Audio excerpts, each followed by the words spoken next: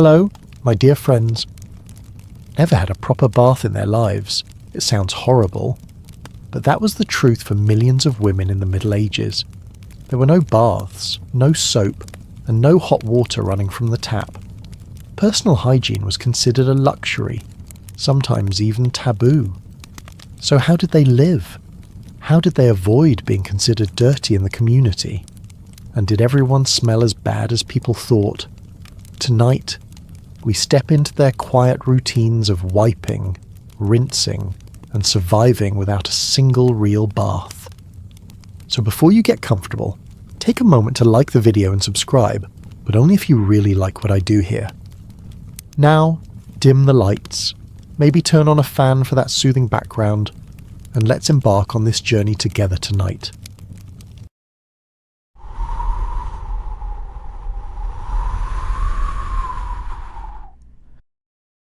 If you think skipping a shower today feels uncomfortable, then life in medieval Europe would be a big adjustment. In most homes, especially in the countryside, women had no separate place for bathing. Houses were simple.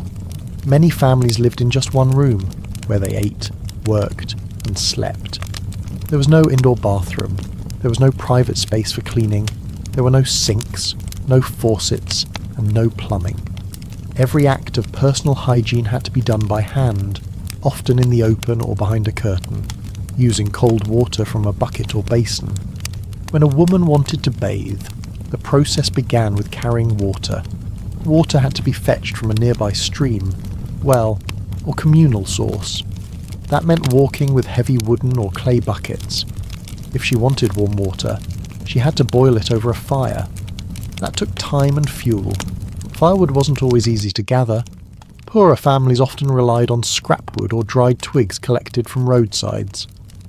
Once the water was ready, it was poured into a wooden tub, usually round and shallow, placed in the centre of the room or outdoors behind the house.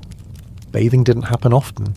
Heating water, finding privacy, and cleaning up afterward were too much work for everyday life.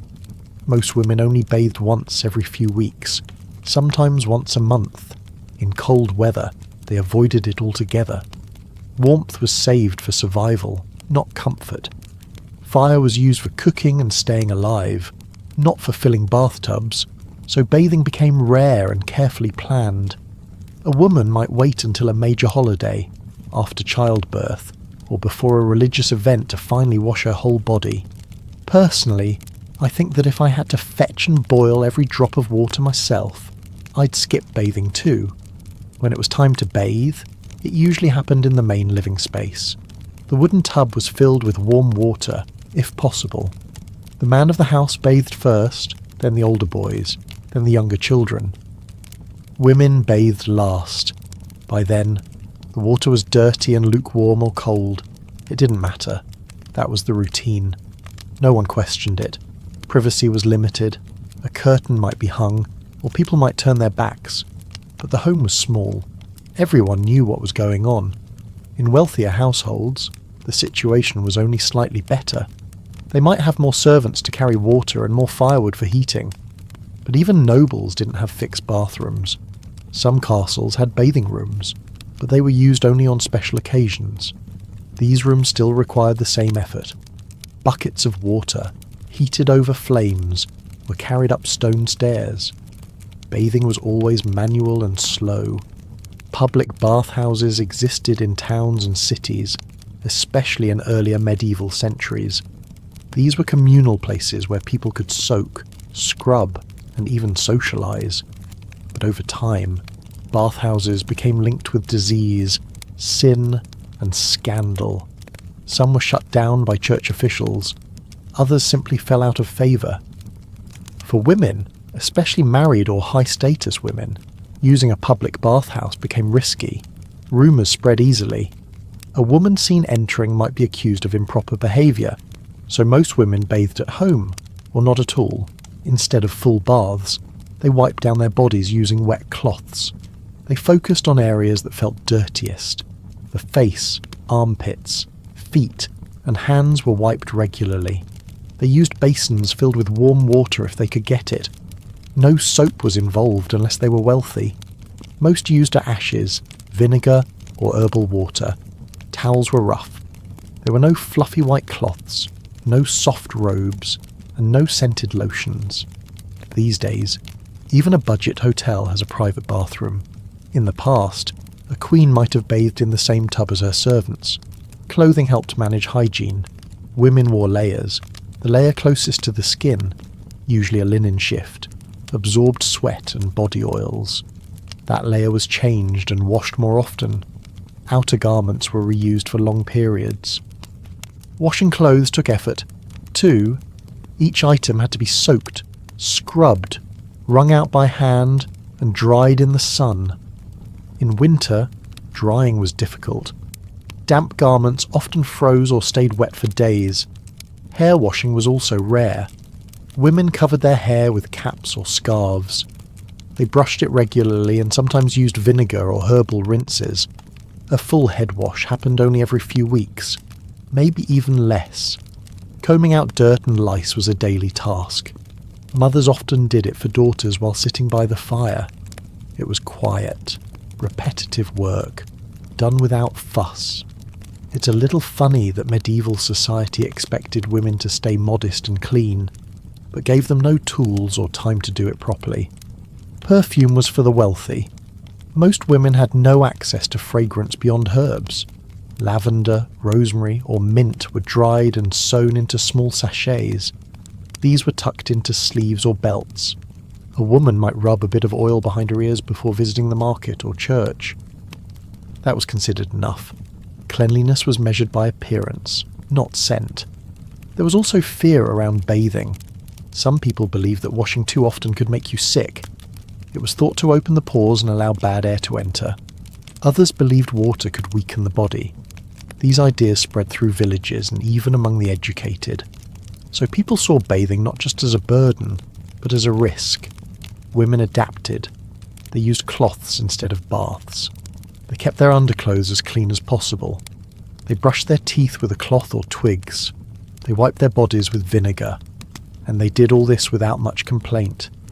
Cleanliness was not about feeling fresh. It was about staying presentable. That was the standard. In the evenings, a woman might sit quietly and wash her feet before bed. She might change into a clean shift and comb her hair. There was no mirror, no scented candle, just routine, just enough to feel prepared for sleep. And in the morning, it would begin again, fetching water, cleaning clothes, wiping faces, and combing hair.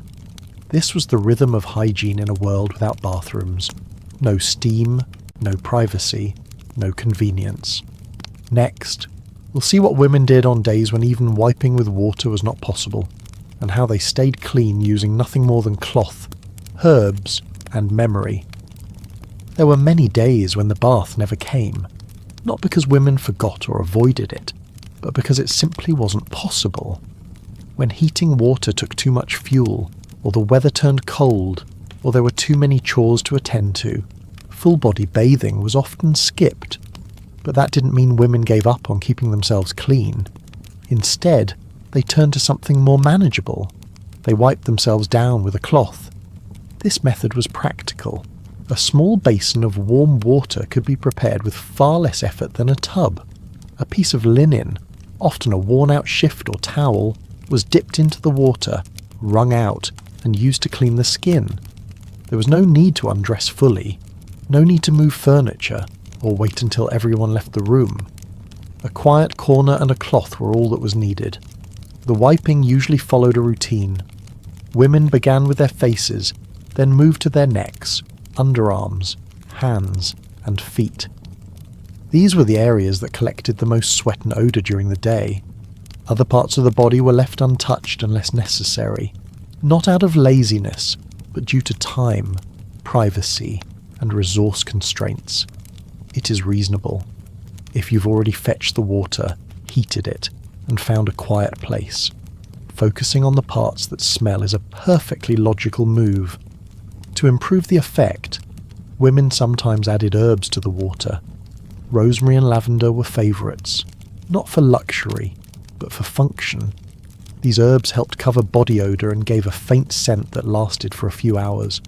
Some also believed certain herbs had cleansing properties or could prevent illness. Whether that was true or not, it gave the act of wiping down a little more purpose. The cloths used for wiping were washed and dried after each use, if possible. In winter, drying took longer. Sometimes they were hung by the fire or wrapped and reused damp. If the clothes began to smell or feel rough, they were boiled or discarded. Many households had specific clothes just for this purpose, kept folded in a box or a drawer near the hearth. There was no mirror. Most women wiped themselves without ever seeing what they were doing. They relied on habit and touch. They felt for dirt, rough skin, or sweat, and cleaned accordingly. No one commented on appearance. Looking fresh was not the goal. Feeling manageable was enough. These days, we talk about self-care routines involving 10 steps and special creams. Back then, self-care was a bowl, a rag, and enough time to wipe your neck. This wiping method was used not just in place of bathing, but sometimes daily. In warmer months, it became part of the morning or evening rhythm. Women might rise early, heat a little water, and spend a few quiet minutes wiping themselves before dressing. It didn't take long. It didn't leave them fully clean, but it helped. Young girls learned this from their mothers. There were no books, no printed instructions, and certainly no public conversations. It was something you picked up by watching, helping, and listening quietly. A girl might be asked to heat the water, fold the cloth, or carry the basin. Then one day, she would be expected to do it herself. Wiping down also meant dealing with the fabric of the body. Long hair had to be pulled out of the way. Layers of clothing had to be loosened, shifted, or temporarily removed. It was done discreetly. A shawl hung over a chair, a skirt raised just enough, always controlled, always quick. Women with servants had more help. A trusted maid might prepare the water, bring the herbs, and even assist with the wiping if needed. But even then, modesty ruled. A lady might allow someone to wash her feet or rub her back, but never beyond that. The rest remained private. Women guarded their bodies from view, even among other women. There was no perfume, no body lotion, and no cleansing wipes. Only warm water and a cloth. Sometimes, a second basin was used to rinse, but most times, one bowl had to do, and even that was better than nothing. It's a little funny to think that wiping your armpits with rosemary water was once considered good hygiene, but today we have electric toothbrushes that connect to smartphones. On days when there was no water, women relied on dry wiping. They used clean cloths to brush off dust or sweat. A pinch of flour or ground herbs was sometimes rubbed onto the skin to absorb oils. Then it was brushed away with a soft cloth or a piece of wool. This dry method didn't feel refreshing, but it kept things under control. In summer, wiping helped avoid rashes. In winter, it kept the skin from drying out too much. Either way, it was a compromise. Better than nothing. Not perfect, but enough. At night, the clothes were folded again. The bowl was rinsed or left near the hearth for the next morning. Nothing was wasted. The water might be used to mop the floor or soak laundry. The herbs were dried for reuse. Even the smallest routine had its place. It wasn't just about dirt, it was about control. In a world where many things were unpredictable, wiping your own arms and face gave a sense of order. It was one of the few acts that belonged fully to the woman herself. No one could take it away. This method lasted for centuries. Even after plumbing arrived in cities, many rural homes continued with a cloth and a basin. It was familiar, affordable, and required no explanation. Wiping became part of daily life, not a temporary substitute for something better. Looking back, it's clear that medieval women didn't view hygiene as a full transformation. They saw it as maintenance, something small they could manage, often while others were still asleep or while the stew simmered on the fire. They didn't chase the idea of being spotless. They chased comfort and routine. Next, we'll explore how washing the hair fits into this routine, and why the head was often left untouched for weeks at a time. While wiping down the body became the most common way to stay clean, hair care was treated very differently. For many medieval women, washing their hair was not part of the regular routine. In fact, it was often avoided for weeks at a time. There were many reasons for this, and none of them had to do with comfort. Washing hair took time, resources, and effort that most people simply didn't have. Unlike a cloth wipe, washing the head meant getting it fully wet, which was risky, especially in cold weather. Water ran down the neck and into the clothes. Hair took hours, sometimes days, to dry completely, especially in winter. Most homes had no way to heat a room just for drying off. Sitting around with damp hair was not just unpleasant, it was considered dangerous. People feared cold air getting into the body. Wet hair was linked to illness. As a result, many women washed their hair only when they had time, warmth, and privacy. That usually meant once every few weeks. Some went even longer. When the time came, they followed a process. First, they heated water in small batches and poured it into a bowl or basin. Next, they used simple materials to scrub the scalp. Soap was rare, so they turned to homemade substitutes. One method was to mix vinegar, especially apple cider vinegar, with water and use it as a rinse. It cut through grease and left the hair feeling lighter. Another method involved dried flowers or herbs. Some ground dried chamomile or lavender into powder and rubbed it into the scalp. Others made a sort of paste by mixing dried petals with water. This wasn't about luxury. These plants were chosen because they were accessible and smelled better than unwashed hair.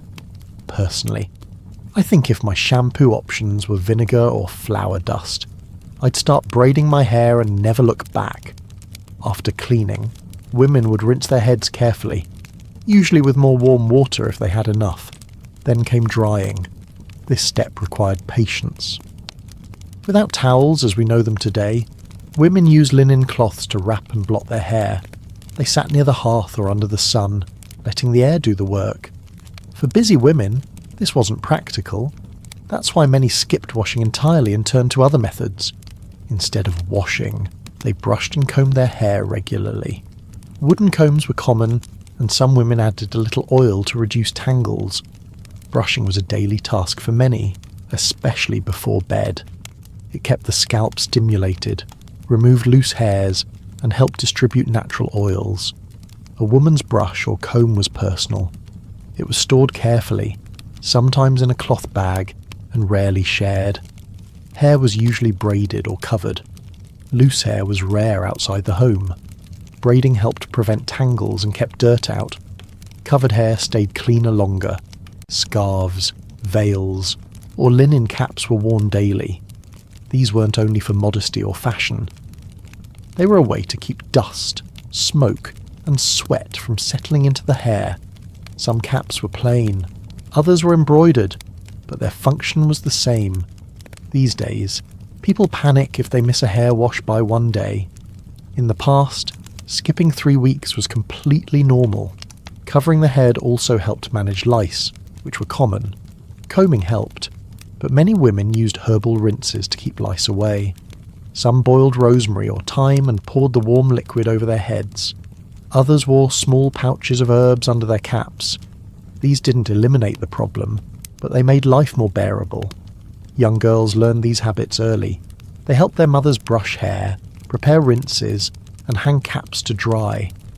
They were told to keep their hair neat, tied back, and clean as much as possible without washing too often. Girls with thick or long hair sometimes had it trimmed to make care easier.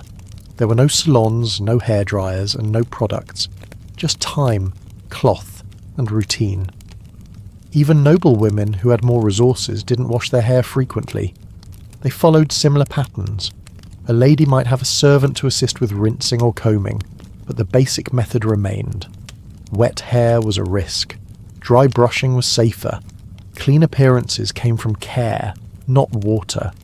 Washing hair also depended on the season. In summer, it was easier. The sun helped with drying. In winter, many women gave up on it completely. Instead, they focused on keeping the scalp clean through rubbing, brushing, and herbal treatments.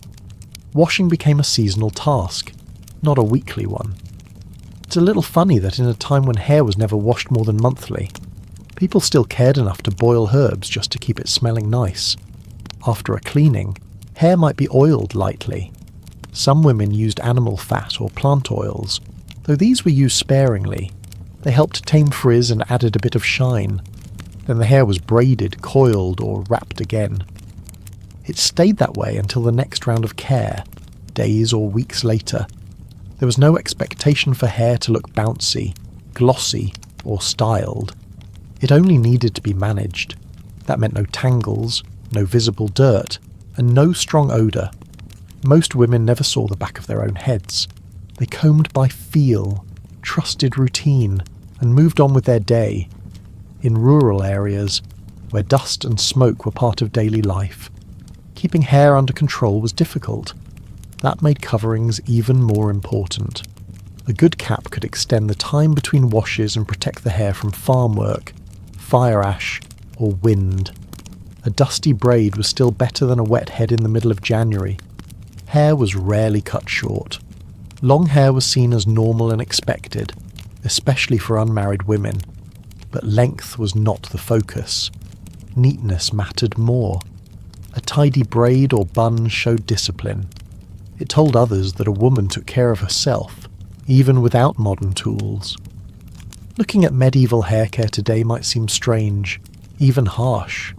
But for the women living it, these routines made sense. They saved time. They avoided illness. They kept a level of order in a world where little could be controlled. Next, we'll look at how medieval women handled menstrual hygiene, and what it meant to stay clean when the body followed a schedule of its own.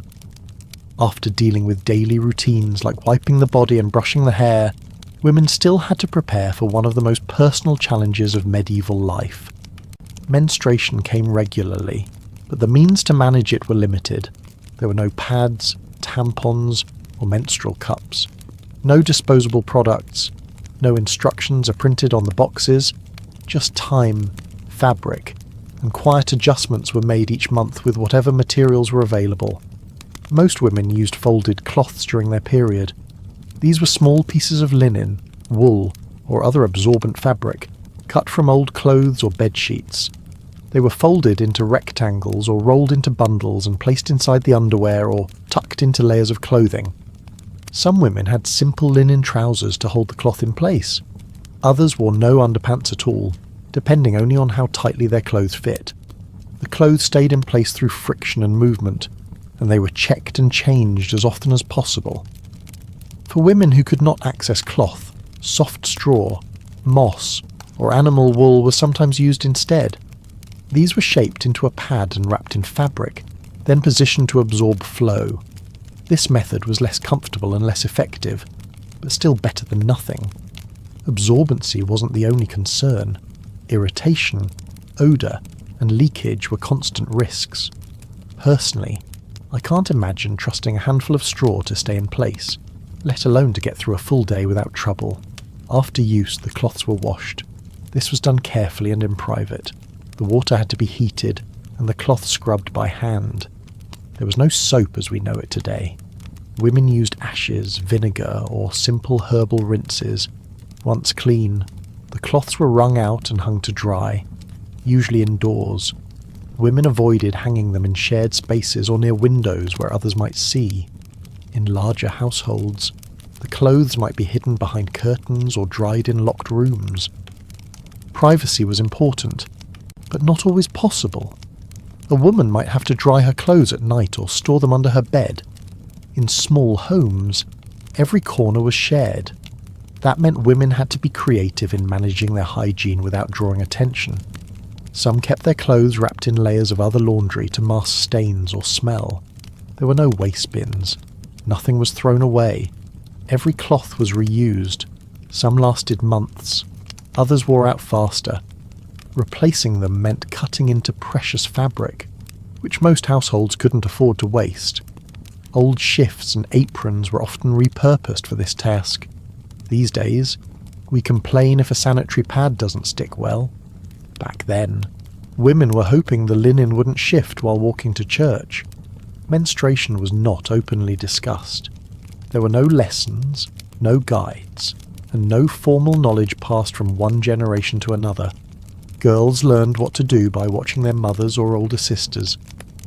The first period came with confusion, sometimes fear, and often silence.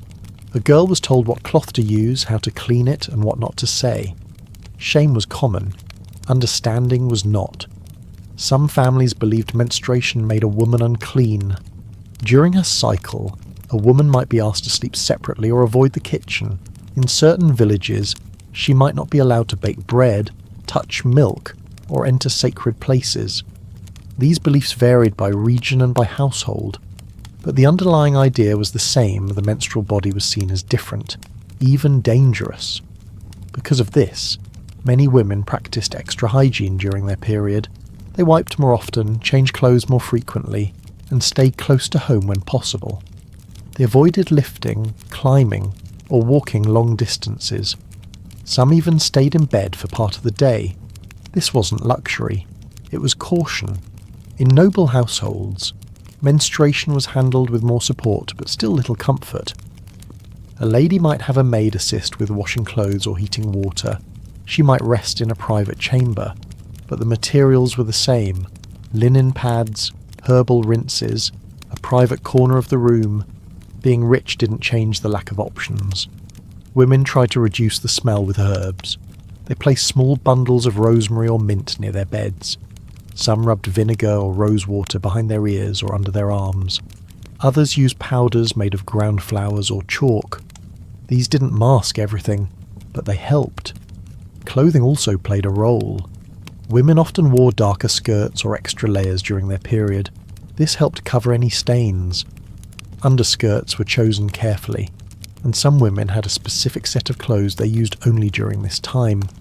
These garments were washed separately and stored apart from other clothes. Accidents happened. When they did, women dealt with them quietly. A stain on a bench, a spot on a hem, these things were handled without fuss.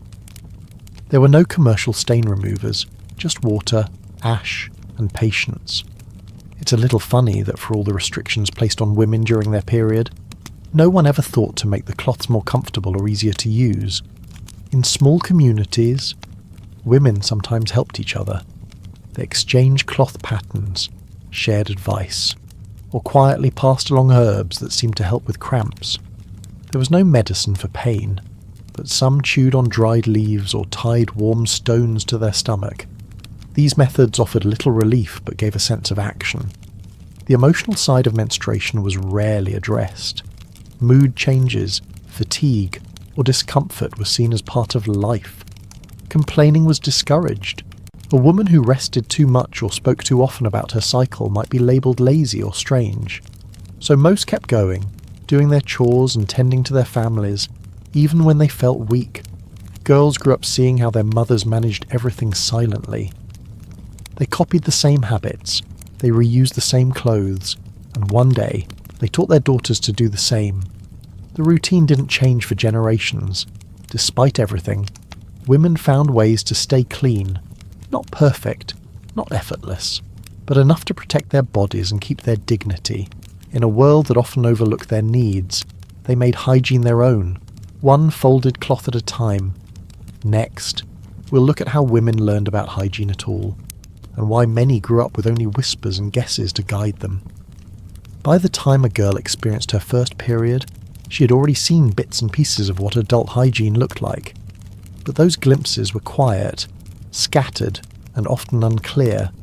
There were no guides to follow, no formal education, no school lessons, no printed books to explain how a woman should care for her body. Everything was passed down quietly, from older women to younger ones, in kitchens, beside beds, or near the fire when no one else was listening. Mothers and grandmothers became the only teachers. They didn't use instructions. They demonstrated through actions. They handed a cloth to a daughter, showed her how to rinse her hands, pointed to the basin, or folded a shift with extra care. Most of it wasn't explained in words. It was shown once, maybe twice, and expected to be remembered. If a girl was lucky, she had a mother who took time to teach gently. But that wasn't always the case. Some girls grew up with little guidance. If their mother was absent, busy, or simply uncomfortable talking about such things, they had to figure it out themselves.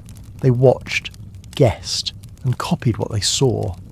Mistakes were common, embarrassment was frequent, but asking questions was rare. Personally, I think trying to learn how to stay clean without being allowed to talk about it sounds harder than learning to cook without ever lighting a fire. Most women believed what their mothers told them. If their mother said that cold water was better than hot, they used cold water. If someone warned against washing during certain days of the month, they listened. These ideas were not questioned. They were repeated, preserved, and followed because there was no alternative. Over time, these habits became true in the minds of those who practiced them. Some women spent their entire lives cleaning themselves with nothing but cold water and rough cloth. They had never been told otherwise. The idea of herbal rinses or warmed basins might not have even occurred to them. Comfort was not the goal. Getting through the routine without making a mess or drawing attention was enough. These days, people look up everything online in seconds. Back then, if your grandmother didn't know how to clean something, you just stayed dirty. There were also strong beliefs tied to health. Many thought that washing too often would harm the body. Some were told not to bathe during their period. Others believed that touching certain parts of the body too frequently would cause illness. These ideas weren't based on science. They came from fear, tradition, and the church. But without education, women had no way to challenge them. The lack of instruction didn't just affect physical hygiene. It also shaped how women saw their own bodies. Shame was common. A girl might not know the names of body parts. She might think bleeding was a punishment or that body odour was a sign of sin.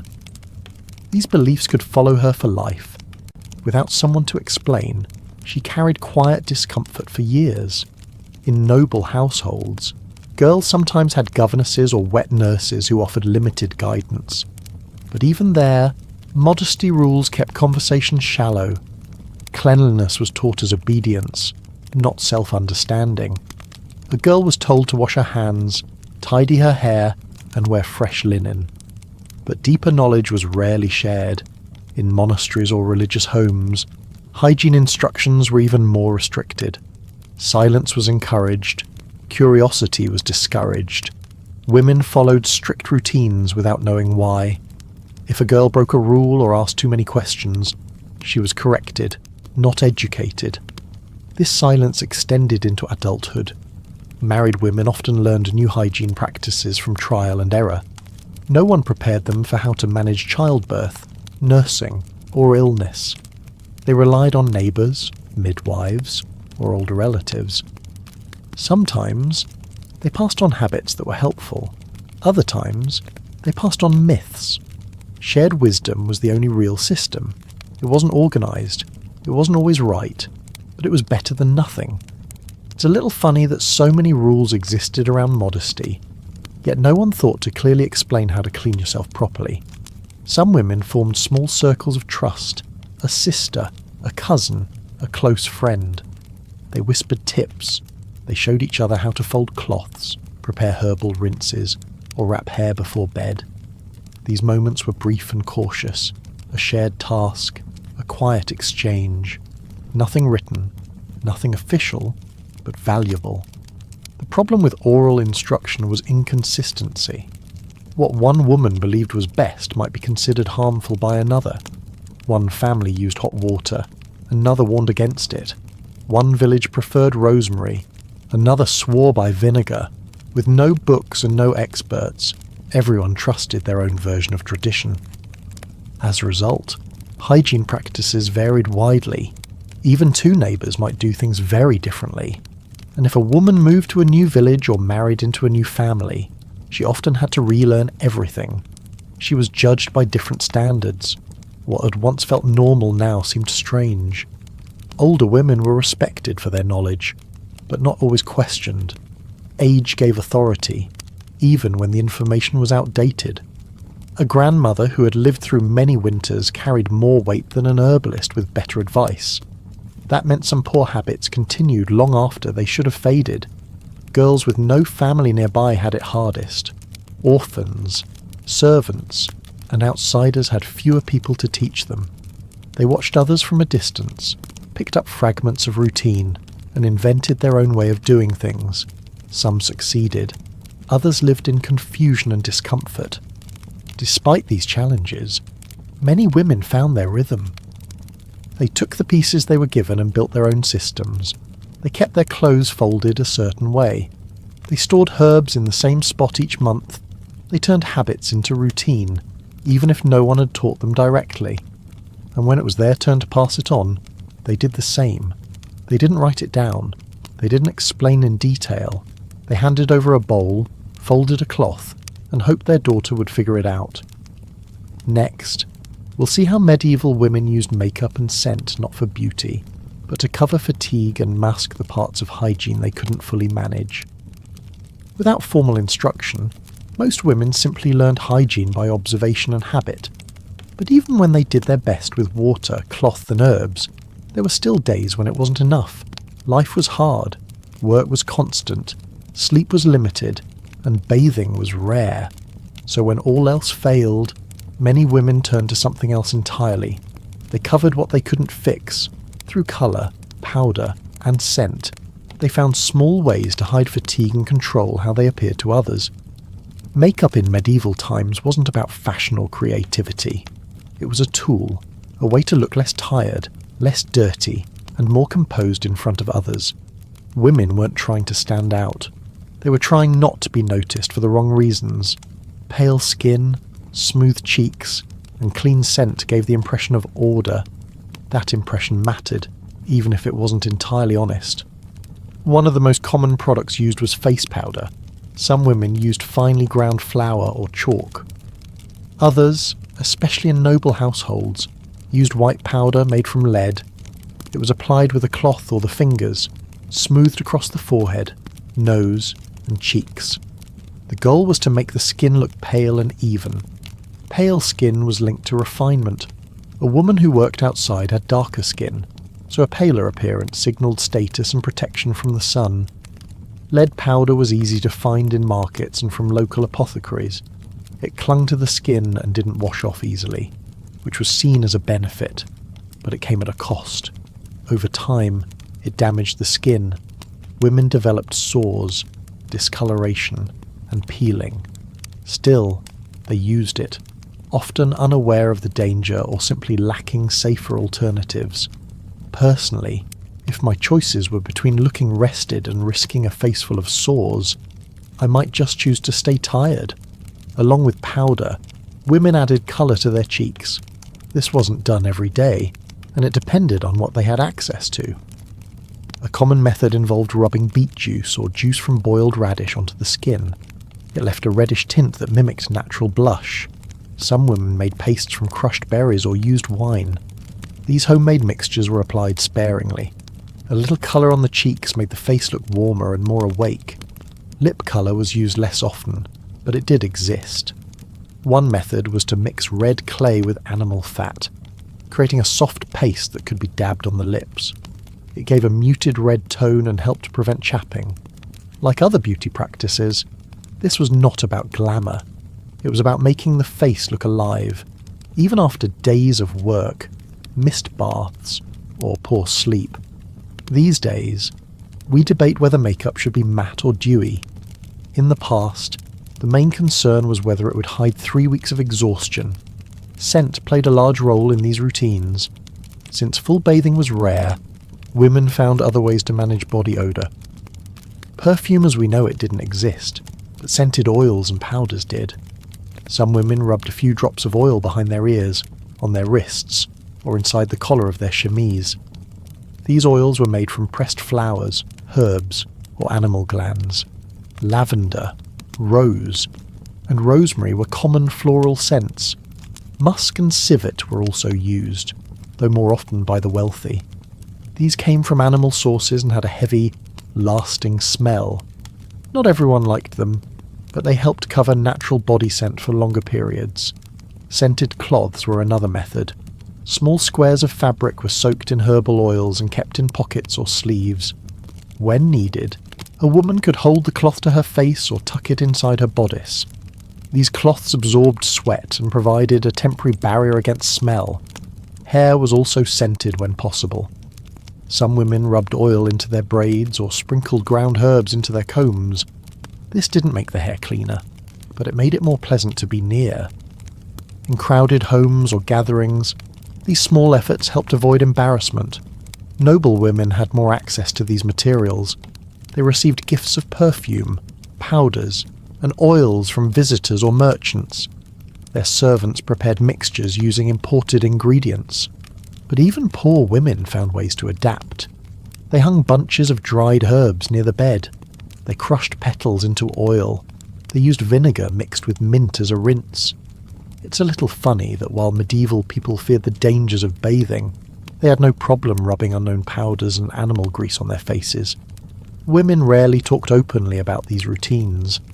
Makeup was sometimes frowned upon, especially by religious leaders who saw it as vanity. But in practice, it was widespread.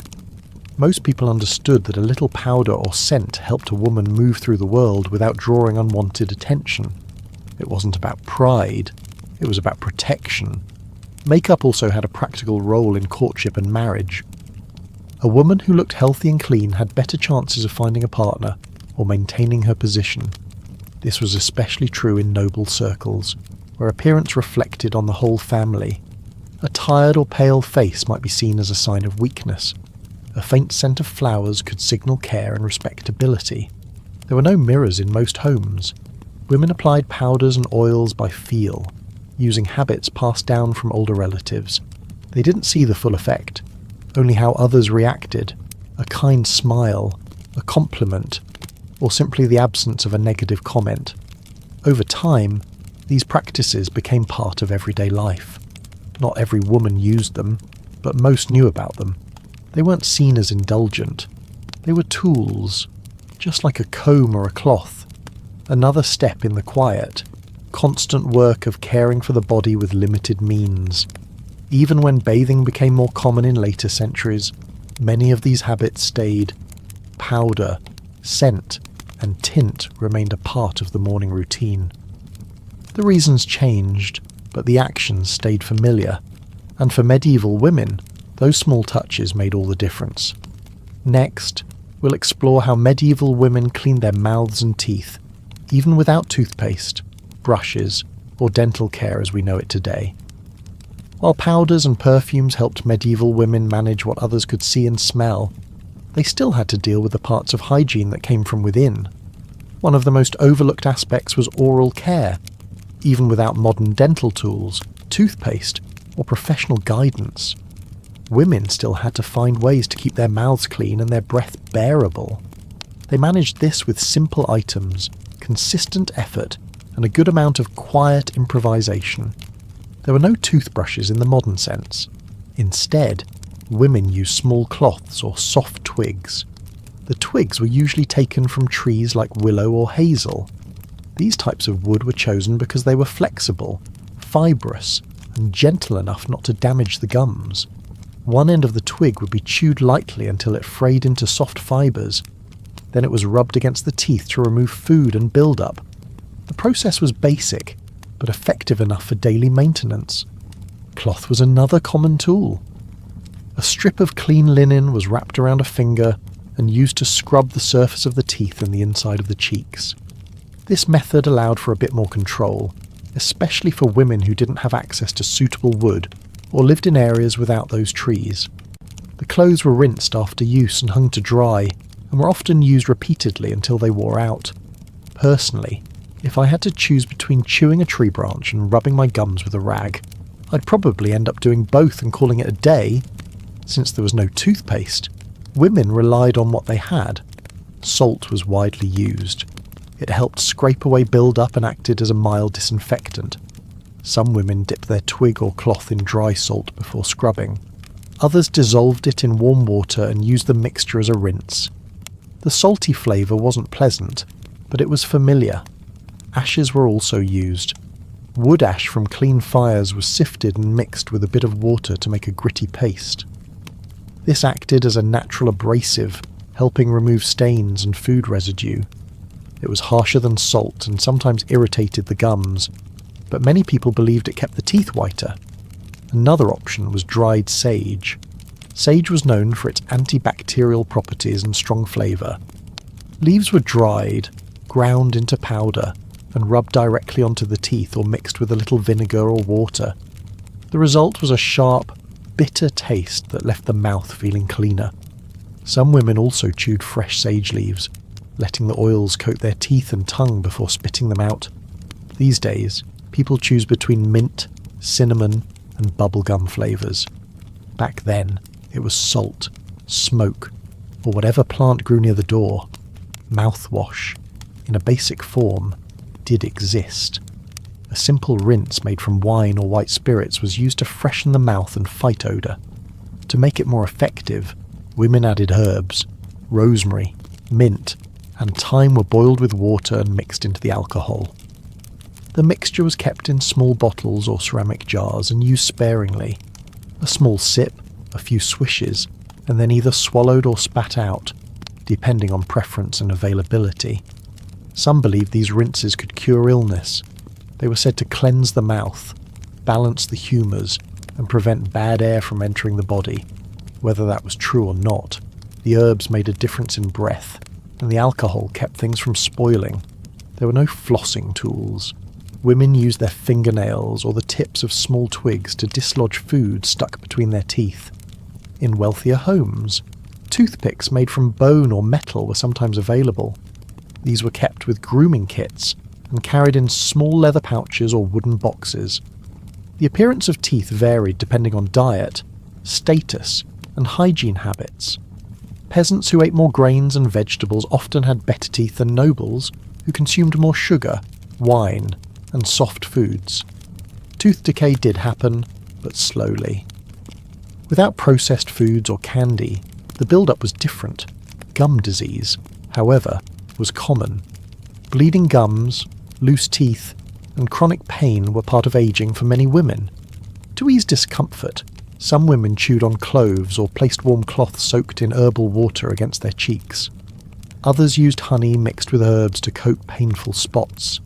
These remedies were not cures, but they offered temporary relief. If a tooth needed to be removed, it was pulled without medicine. That job fell to whoever was willing, often a family member or village healer. Despite the difficulty, many women took pride in keeping their mouths presentable. Clean breath mattered, especially in social or religious settings. No one wanted to be whispered about during mass or gossiped about at market. Even without mirrors, a woman could feel when her mouth wasn't right. She could taste the sourness or feel the grime. That was enough to push her into action. Children learned by watching. They saw their mothers chew on sage or rinse with herb wine. They were handed small twigs, shown how to chew and rub. The habit stuck. There was no praise for doing it well, but not doing it at all could lead to quiet judgment from others. Servants were often responsible for preparing these rinses and grinding herbs. In noble homes, a lady's maid kept track of powders and cloths. But even among the wealthy, there was no escaping the fact that oral care was unpleasant and mostly improvised. People did what they could with what they had. It's a little funny that medieval people feared bathing for opening their pores, but had no problem rubbing ashes directly into their mouths every morning. The idea of smiling to show white teeth didn't exist. A neat mouth was the goal, not a shining one. As long as the breath was tolerable and the teeth not visibly black, a woman was considered clean enough. Looking back, their methods were rough, but they were consistent. That consistency made a difference. Salt, cloth, twigs, and herbs. Day after day, not glamorous, not perfect, but enough to carry on. Next, we'll look at how women cared for their most sensitive areas using nothing more than herbal water, rags, and a few careful tricks passed down through generations. After taking care of their teeth and breath with cloths, herbs, and rinses, medieval women still had one more part of hygiene that required attention and care, though it was rarely spoken about. The intimate areas of the body were treated with the same combination of practicality and silence as everything else. There were no special products, no ready-made bottles, no guidance from doctors, Just plants, cloth, and whatever a mother or grandmother had once whispered. Most women cleaned their genital area using warm herbal water. This wasn't a full bath, and it didn't involve soaking. Instead, they prepared small amounts of water infused with common herbs and used a cloth to wipe or dab gently. Two of the most trusted herbs were mugwort and Vietnamese balm. These plants were valued for their scent and their supposed healing properties. Mugwort was believed to ease irritation. Vietnamese balm was used for freshness and comfort. The herbs were usually dried and kept in bundles. When needed, they were boiled in water for a few minutes, then left to cool. The liquid was strained and poured into a ceramic bowl or small basin. A cloth was dipped in, wrung out, and used to gently clean the outer area. This was done privately, usually while squatting over the bowl or sitting on a low stool. It was not done quickly or in public. This part of the body was seen as private and even sacred in some beliefs, but also as something that needed to be controlled. Personally, I think that sitting over a steaming bowl of mugwort water sounds more like a ritual than a routine, but I'd still rather do that than go weeks without cleaning anything. Women avoided using their bare hands for this task. Even when privacy allowed for undressing, they still preferred clothes. Using hands was seen as improper, especially for unmarried women or girls. It was also believed that touching too much might lead to illness, infertility, or moral weakness. These were not scientific ideas. They were folk beliefs, repeated over generations, tied to modesty and superstition. Because of this, women kept specific clothes for intimate care. These were smaller, softer, and used only for this purpose. Afterward, they were washed separately and dried out of sight. In poor households, a single cloth might be reused for months. In wealthier homes, they were changed more often. Either way, the cloth was never shared. There were no commercial feminine washes, no scented gels or cleansing foams.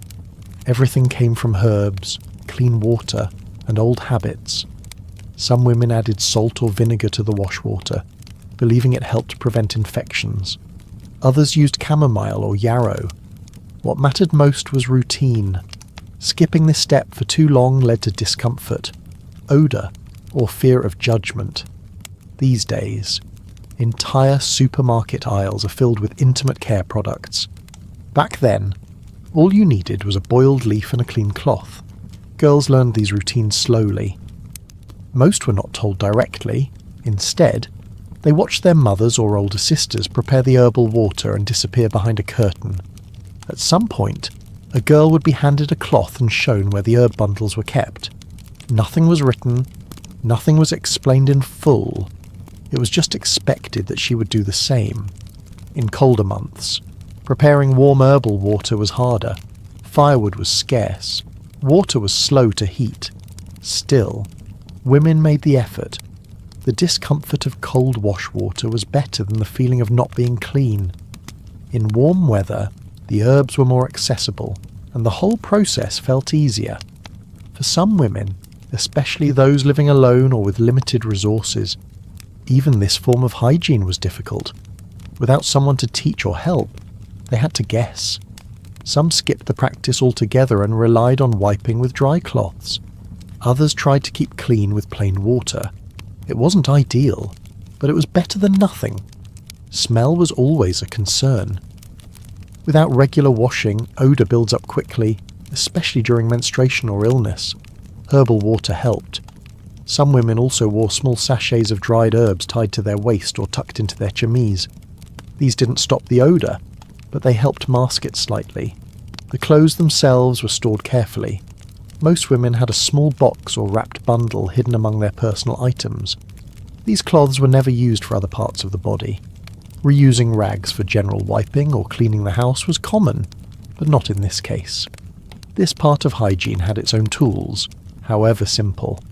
There was also fear attached to this kind of care. Some women believed that if they cleaned too often, they might disturb the natural balance of the body. Others were told that cold herbal water could harm fertility. Whether these ideas came from local midwives, older relatives, or travelling healers, they were taken seriously. But in spite of all the limits, women found ways to manage.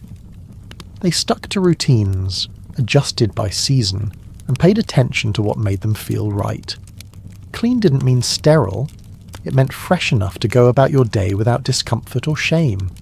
It's a little funny that for all the shame and secrecy surrounding female hygiene, the only thing standing between women and infection was a pot of boiled weeds. Midwives sometimes gave advice. In villages, they were the closest thing to health authorities. They might recommend certain herbs for itching, others for after childbirth, and some for daily care. Their knowledge varied, but many women trusted them more than any priest or physician. Noble women followed similar routines but with more help. A maid might prepare the herbal water, bring clean cloths, and wait outside while the lady took care of herself. Still, the process was quiet, hidden, and not discussed. No one asked about it. No one described it openly.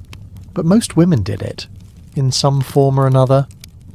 It was part of staying comfortable, part of being able to sit with others, pray at church, or sleep through the night without distraction. Looking back, it's clear how much women relied on their own discipline to maintain intimate hygiene. There were no reminders, no products, no schedules, just memory, habit, and the quiet pressure of knowing that being clean, even a little, made everything else more bearable. Next, we'll see how women managed to hide body odour throughout the day, using subtle tricks that fit into their clothing and daily movements.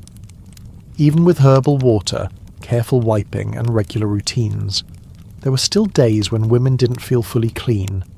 Medieval life involved physical work, heavy clothing, and shared spaces.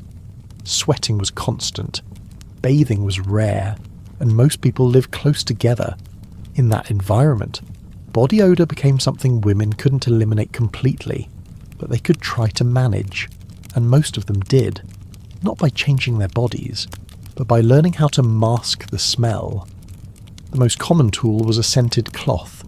Many women carried a handkerchief or small square of linen soaked in oil or crushed herbs. This cloth was folded and tucked into a sleeve, belt, or carried in the hand. When the scent of sweat or smoke felt overwhelming, the cloth could be held to the nose or rubbed lightly on the skin. It didn't remove odour, but it distracted from it long enough to get through a conversation or a public gathering. These handkerchiefs were usually treated with rosemary oil, rosewater, or lavender. The scent came from herbs grown in gardens or collected in fields. The clothes were made at home and refreshed as needed. In wealthier households, they might be made of finer fabric and stored in small decorative cases, but the function was the same for all women. Personally, I think I'd need more than one scented cloth if I had to live in layers of wool without bathing for 2 weeks. Another method was to wear small herbal pouches.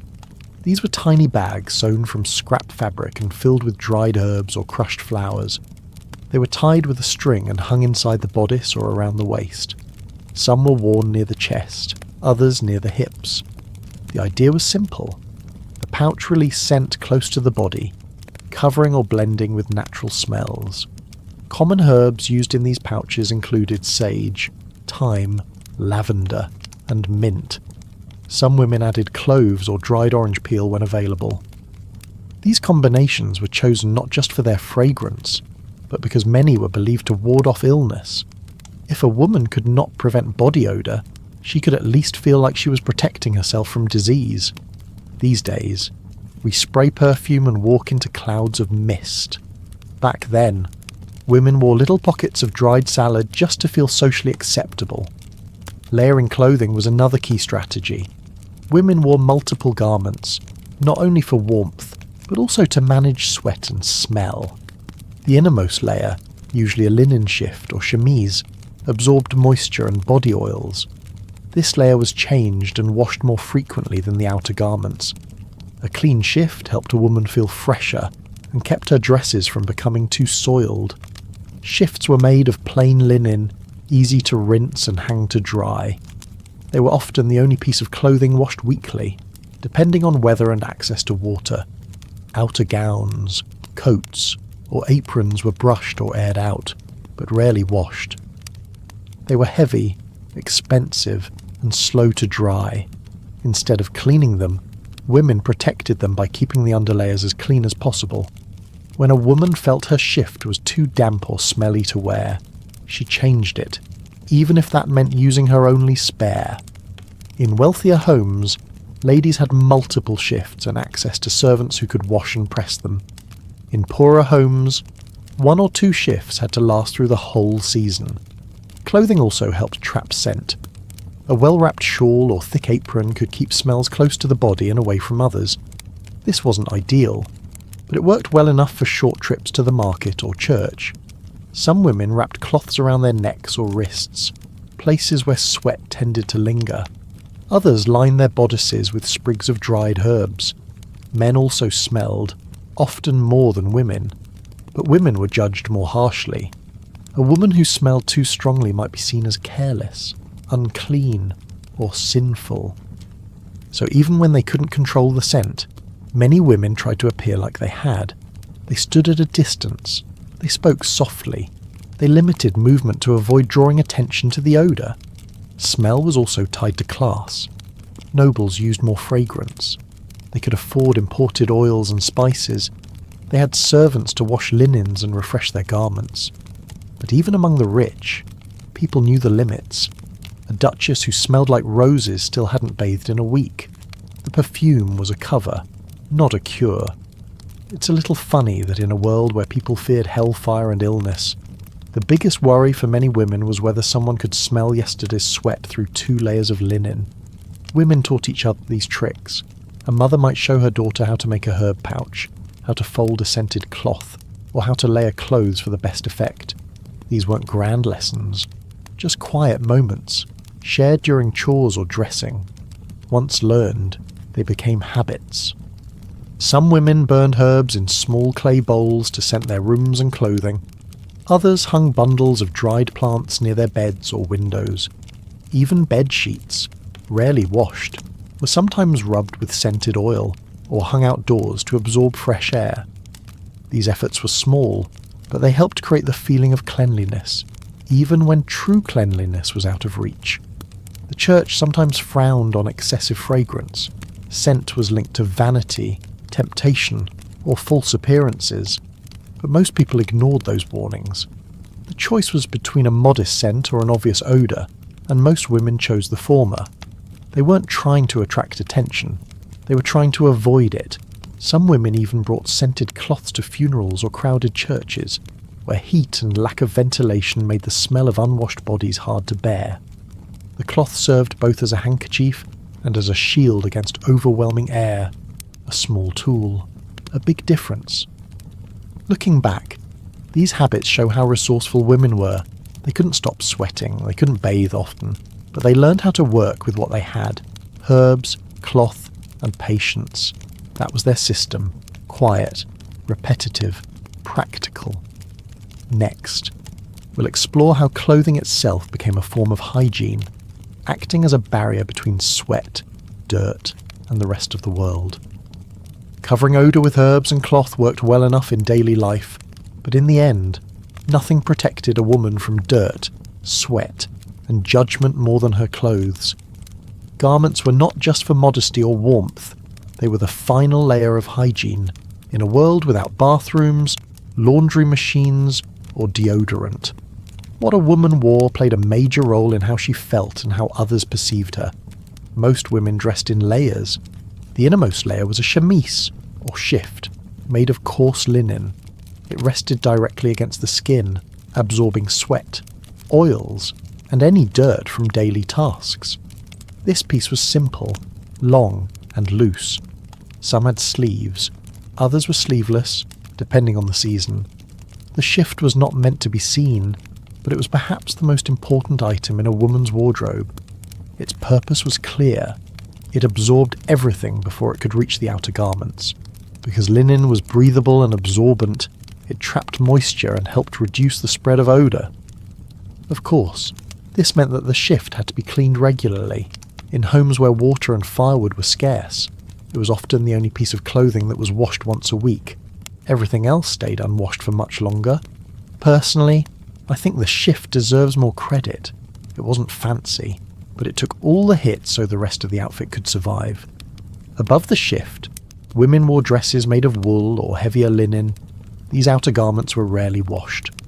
The material was thick, hard to dry, and costly to maintain. Instead of cleaning the dress itself, women brushed it off, aired it out, and let the underlayer do the hard work.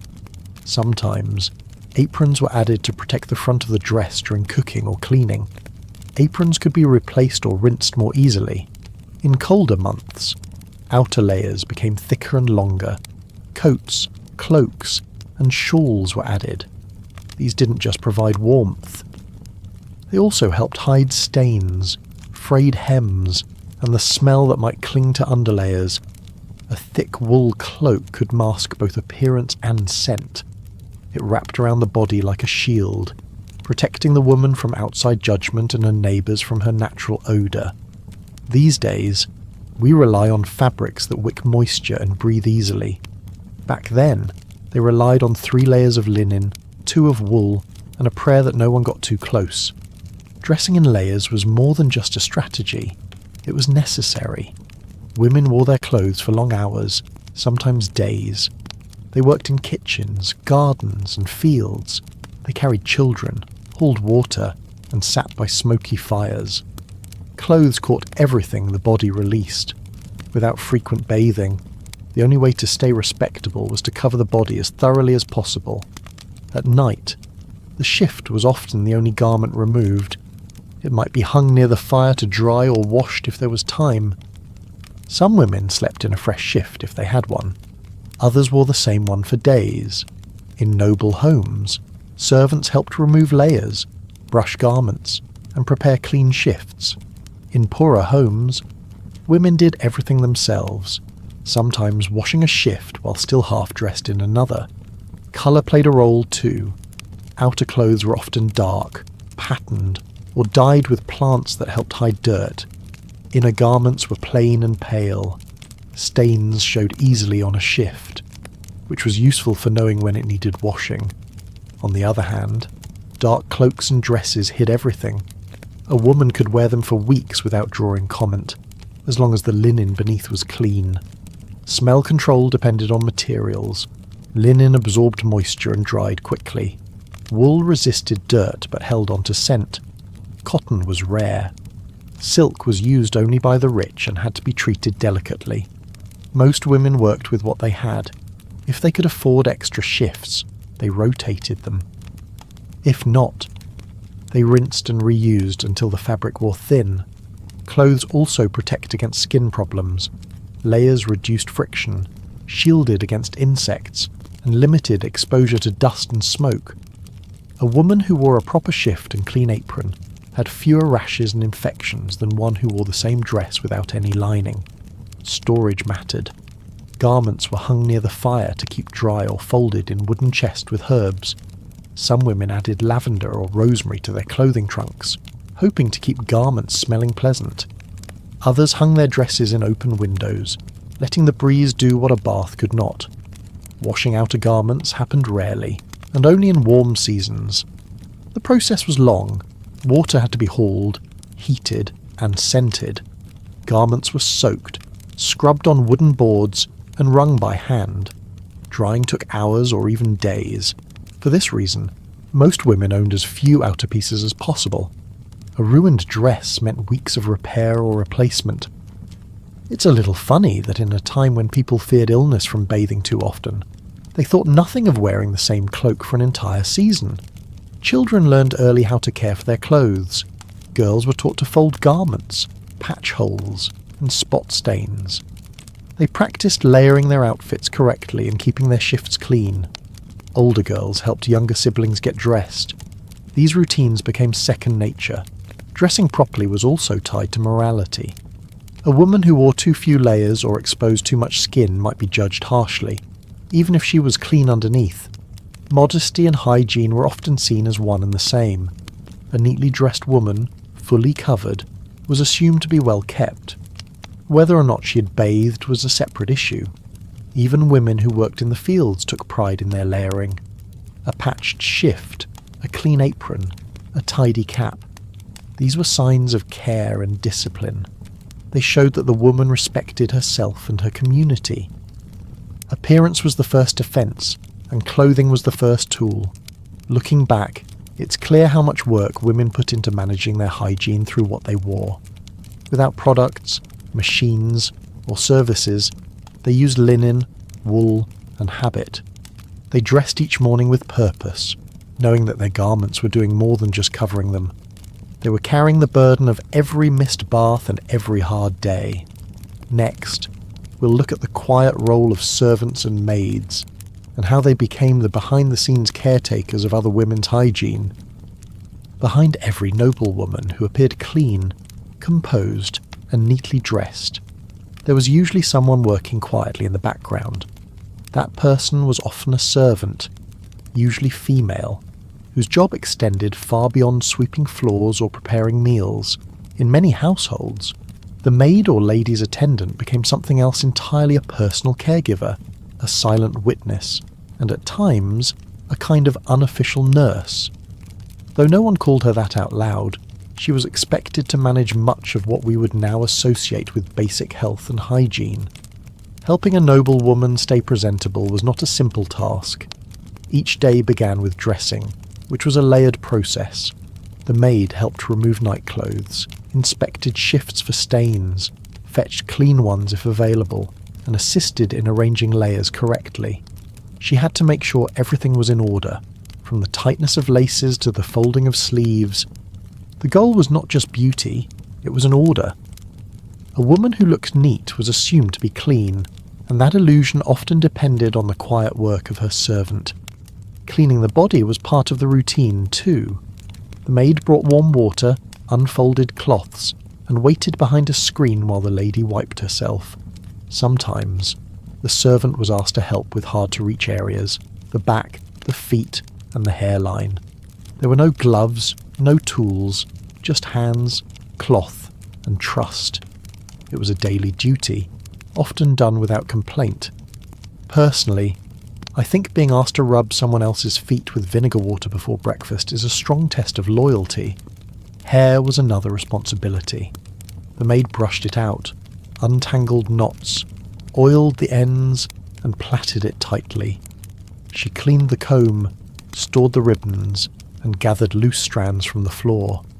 A proper hairstyle took time, and repeating it each morning required attention and patience. If the lady had a wig or hairpiece, the maid also cleaned and styled it. On some days, especially before formal gatherings or religious events, the maid prepared a warm basin or bath. She fetched water from the kitchen or well, carried it upstairs, and poured it carefully into a tub.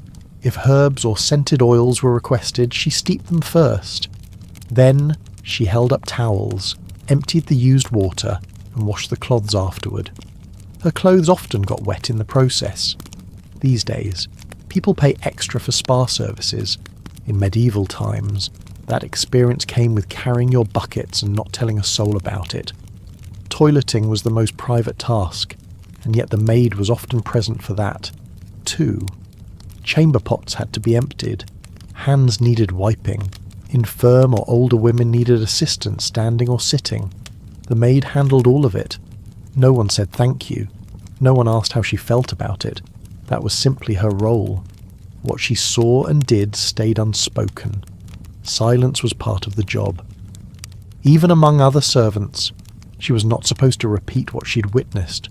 Sores, smells, changes in mood, or moments of physical weakness. A good maid kept secrets. A loyal one kept them forever. These expectations extended to medical care. If the lady had a fever, the maid wiped her face. If she had cramps, the maid prepared herbal wraps. If there was bleeding, swelling, or discomfort, the maid cleaned and dressed the area. She wasn't trained. She learned by doing, or by watching older servants. There were no manuals, just routine, instinct, and the memory of how things had been handled the last time. Maids also managed laundry.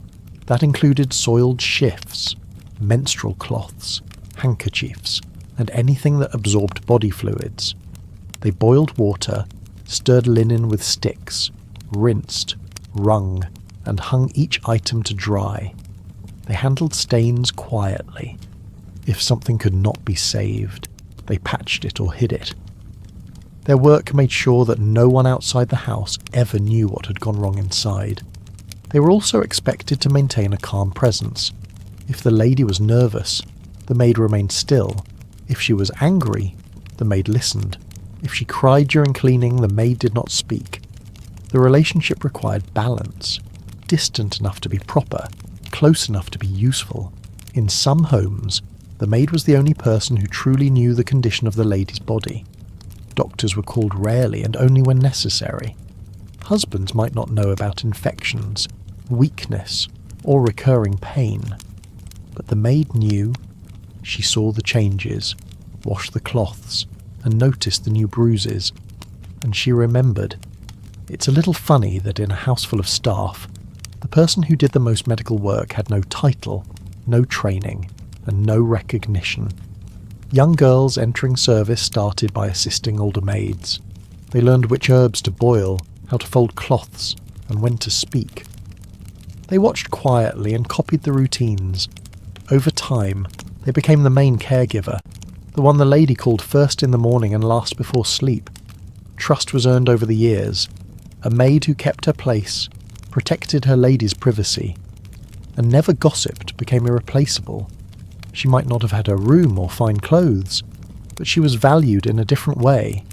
Some stayed with the same woman for decades, witnessing every illness, pregnancy, and grief. In return, the lady sometimes showed small kindnesses, a warmer cloak, a better meal, or a quiet word of thanks. But there was always a distance. One washed, the other was washed. That boundary stayed in place no matter how many years passed. Looking back, it's easy to see how vital these women were.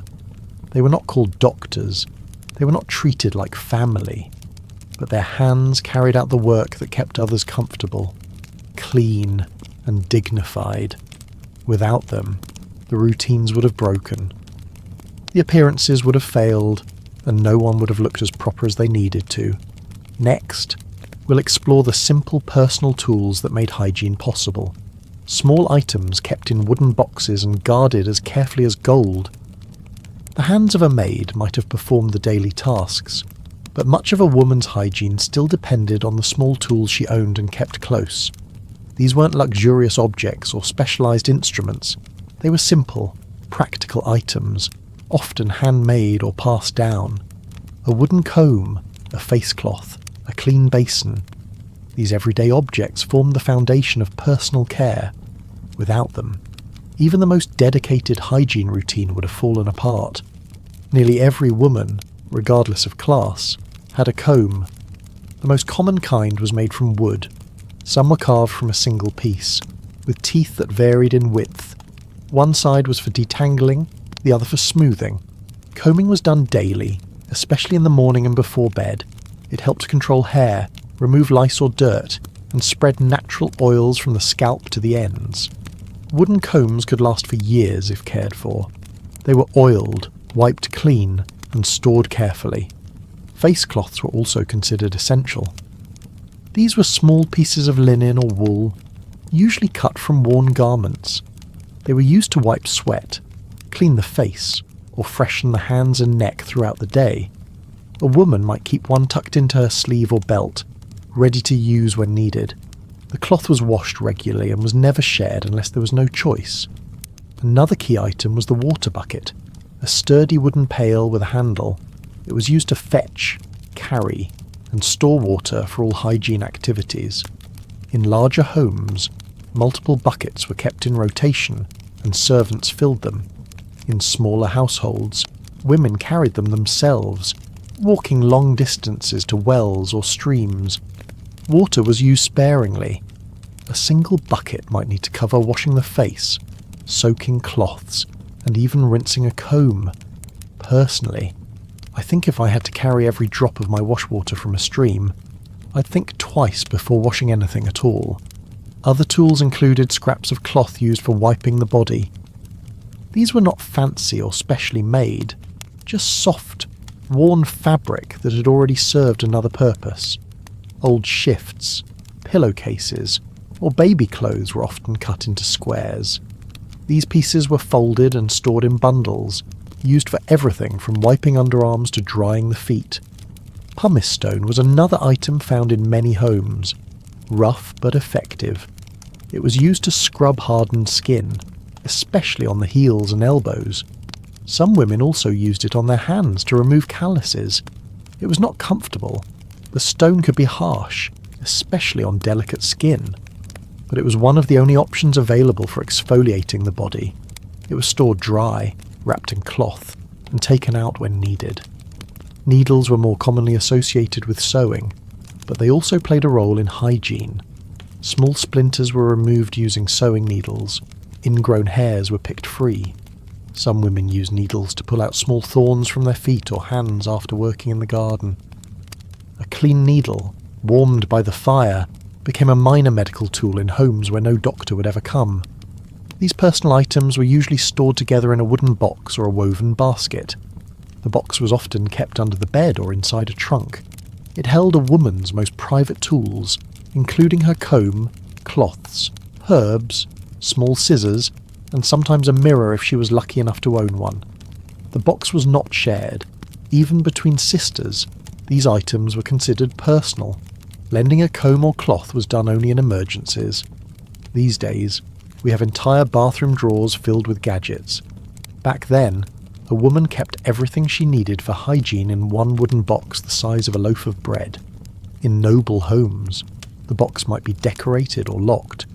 A lady's maid was often in charge of keeping it stocked and clean. In modest households, the box was simple and sometimes homemade, but its contents were important. If something was lost or damaged, it might not be replaced for months.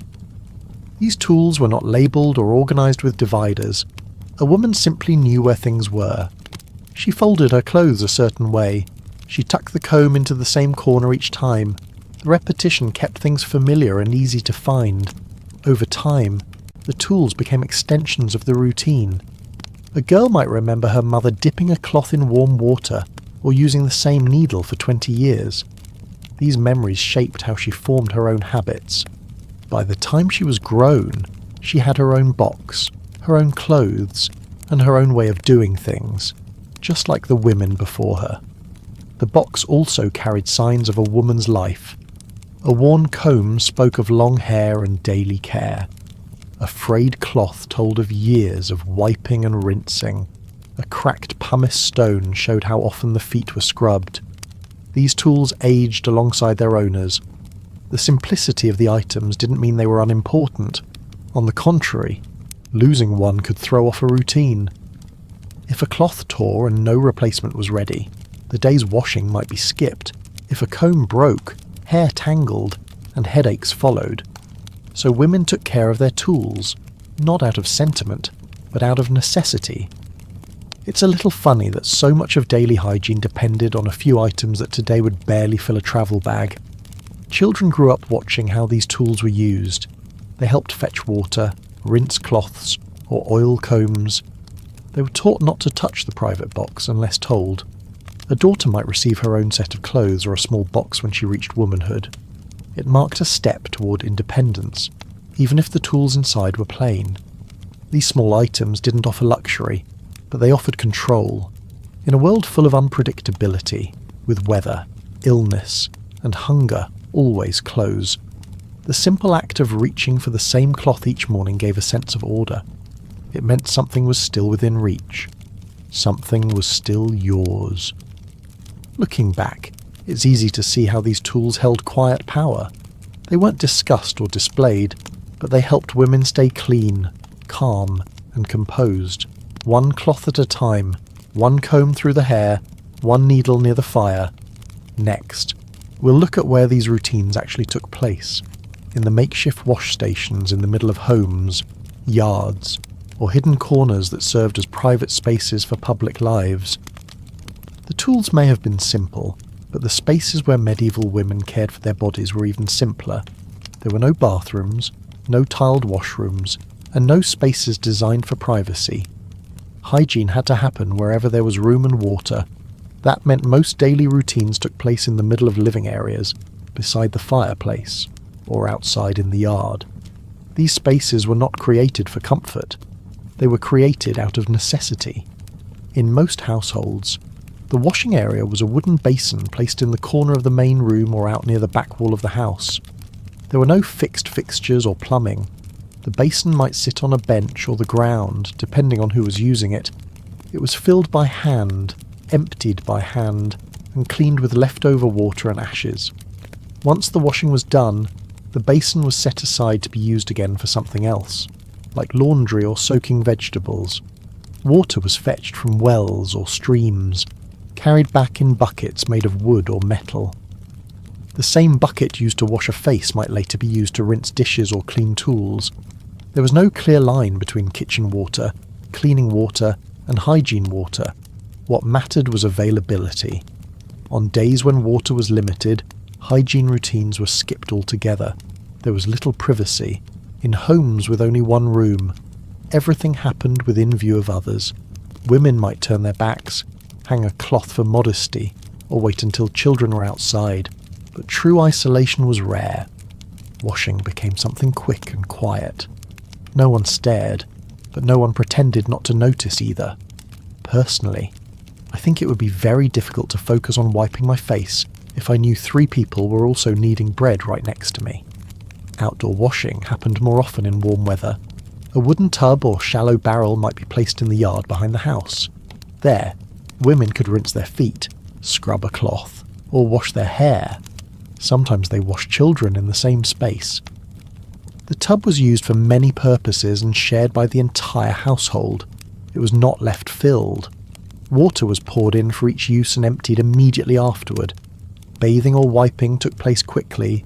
The wind, dirt, and curious animals made outdoor hygiene unpredictable. A passing neighbour might see something. A goat might drink the rinse water. These were not emergencies. They were part of life. Everyone understood the limits. As for toilets, there were none.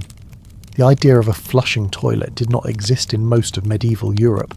Instead, people used chamber pots indoors or found private spots outdoors. In towns, waste was collected in buckets and dumped into trenches or rivers. In the countryside, it was often poured into open ditches or shallow pits dug near the house. The smell was constant, especially in the summer. These days, people complain when a bathroom doesn't have scented soap.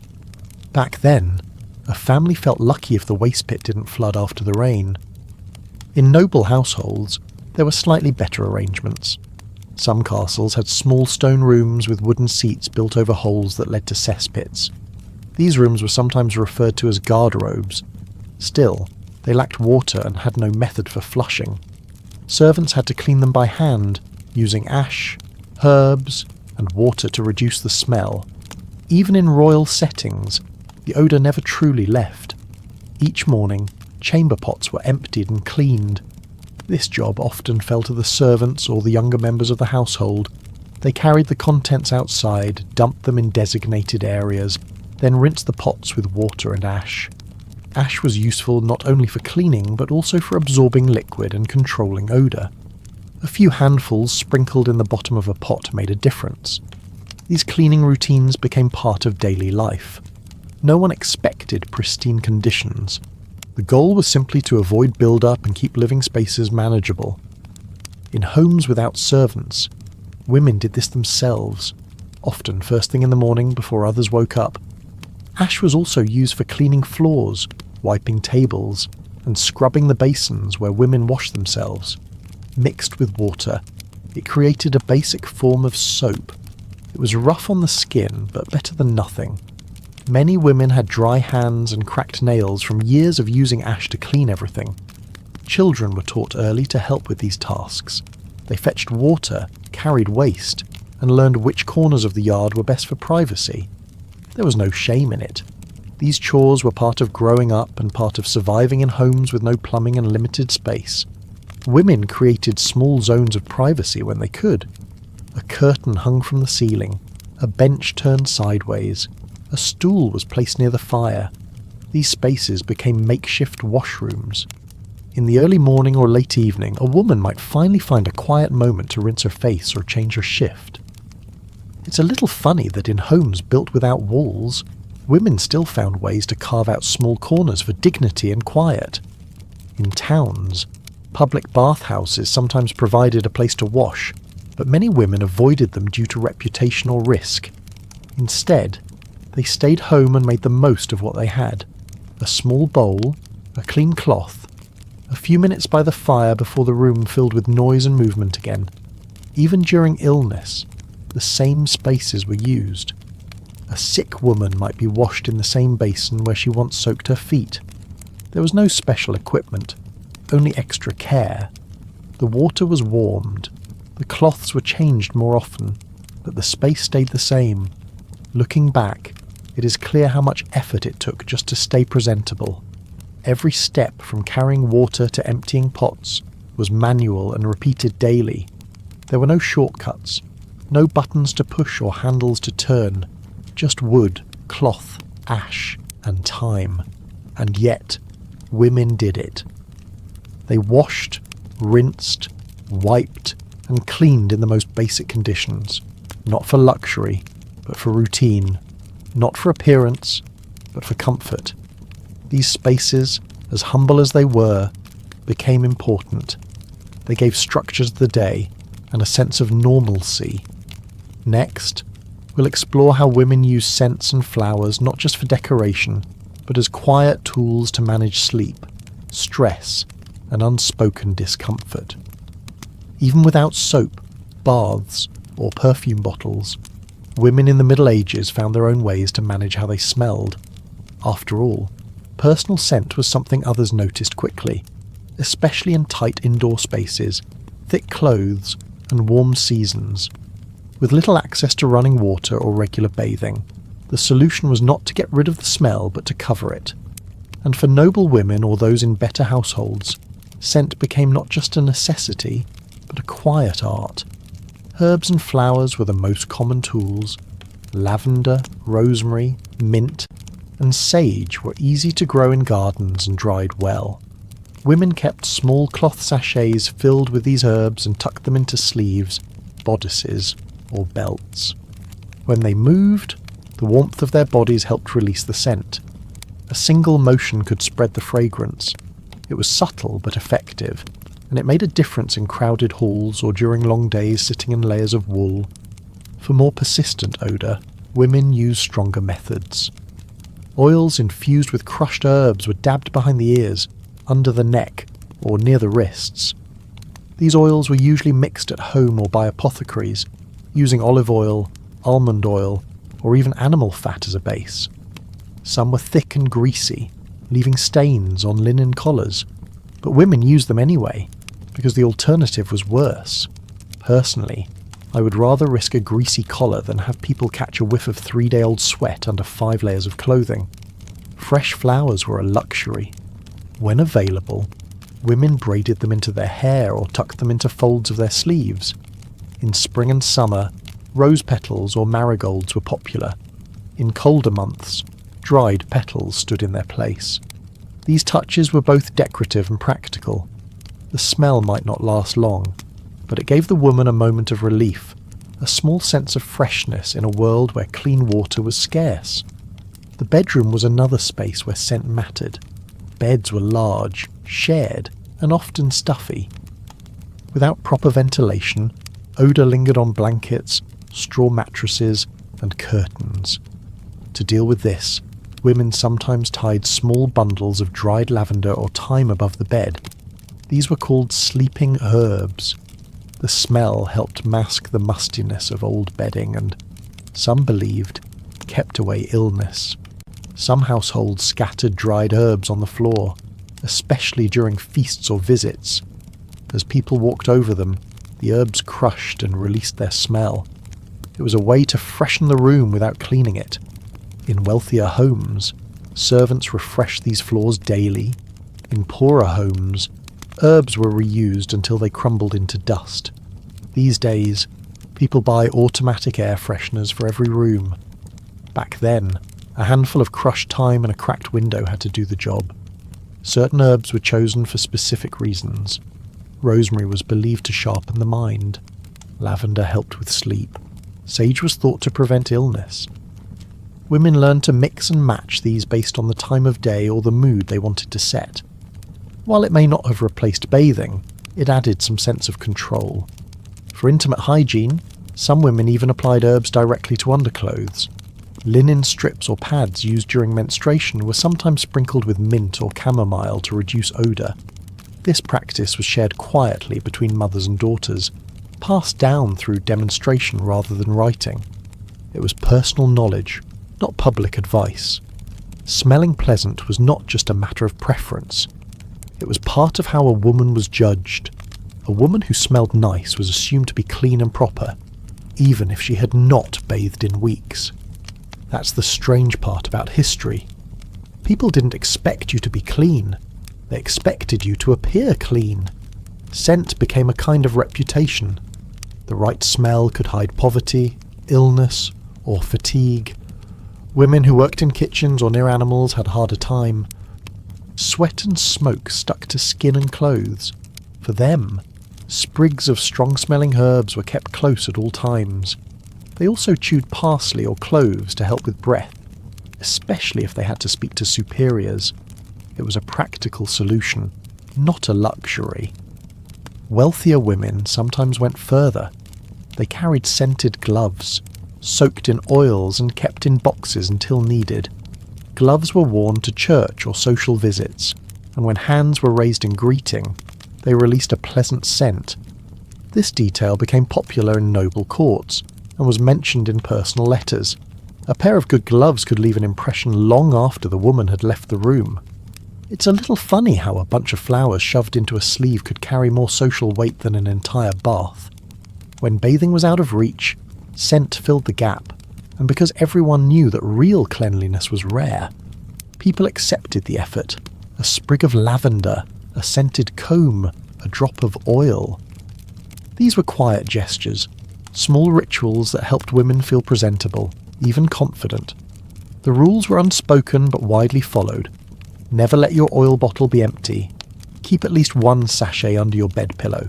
If someone commented on the scent, always say it came from your laundry, even if your laundry had not been washed in a month. There was pride in this effort, even if no one talked about it. The scent also had emotional weight. For some women, a favourite flower reminded them of childhood, a visit to church, or a person they missed. The smell of rosemary might bring back a memory of someone gone. A piece of linen that still carried lavender might help a woman sleep better in a cold house. These were small comforts, but they mattered. Next, we'll step into the rituals of hair care, not for style or beauty, but for one simple goal: keeping it untangled, uninfested, and under control. During religious festivals or long journeys for pilgrimages, women faced even greater challenges in maintaining personal hygiene. The comforts of home, modest as they were still better than the conditions on the road. Without access to familiar spaces, tools, or water sources, women had to adapt. Cleanliness became a matter of improvisation and endurance. Women who prepared for travel often packed a small personal kit. It did not contain anything elaborate. Usually, it was a cloth pouch with a piece of soft linen, a few sprigs of herbs, and perhaps a comb. This was their hygiene kit. There were no disposable products, no bottles, no soap bars, just a few items that could be folded, reused, and tucked away. When stopping along the road, especially in groups, women looked for quiet corners, behind trees, or near low stone walls to handle quick washing. They rarely bathed. Water was scarce and meant for drinking or cooking. If they came across a stream, they might rinse their hands or splash water on their face, but nothing more. Full-body washing was not expected, and in some cases, not even allowed. For quick cleansing, some women used large leaves, like those from fig or burdock plants. These leaves were soft, wide, and could absorb a bit of water or oil. They were used to wipe sweat or dust from the skin, then discarded nearby. The act was simple and fast. No one lingered, no one looked. It was something done in silence, with respect for each other's privacy. Personally, I would find it very difficult to clean up using a leaf while also worrying if someone's ox cart was about to round the corner. Pilgrimage routes were full of such moments. People moved together, but hygiene was handled alone. Women waited for early morning or dusk, hoping for some quiet. If they were travelling with men, they had to be even more careful. Layers of clothing helped create barriers, but not comfort. Some carried bundles of dried herbs like lavender or rosemary. These were pressed into the corners of their bags or tucked between layers of linen. The scent helped mask body odour, especially after days without bathing. The herbs also had a mild antibacterial property, though few people thought in those terms. It simply made them feel fresher. Water for washing was rarely reserved for women.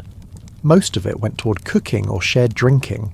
If a stream was nearby, the water might be used for feet or hands. But during summer, those streams could dry up. In winter, they froze. Either way, women learned to manage without. These days, we complain when a hotel room doesn't include shampoo. Back then, women crossed half of Europe with only a cloth and a twig in their pocket. Clothing helped to manage hygiene.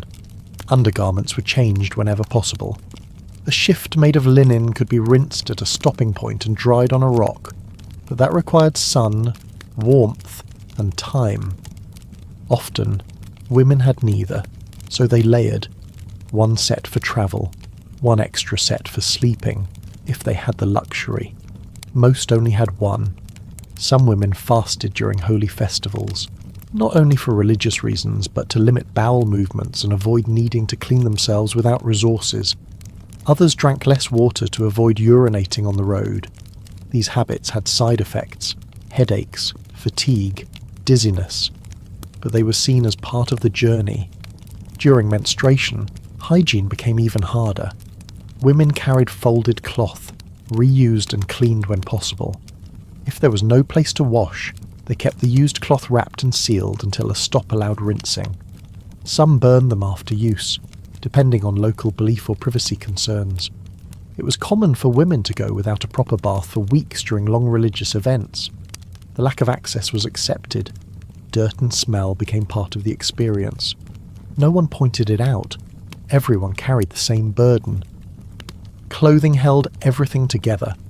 The long gowns, the thick cloaks, the headscarves. They trapped heat and odour but also protected modesty. Women slept in their clothes, travelled in their clothes, and often arrived home in the same garments they had left in.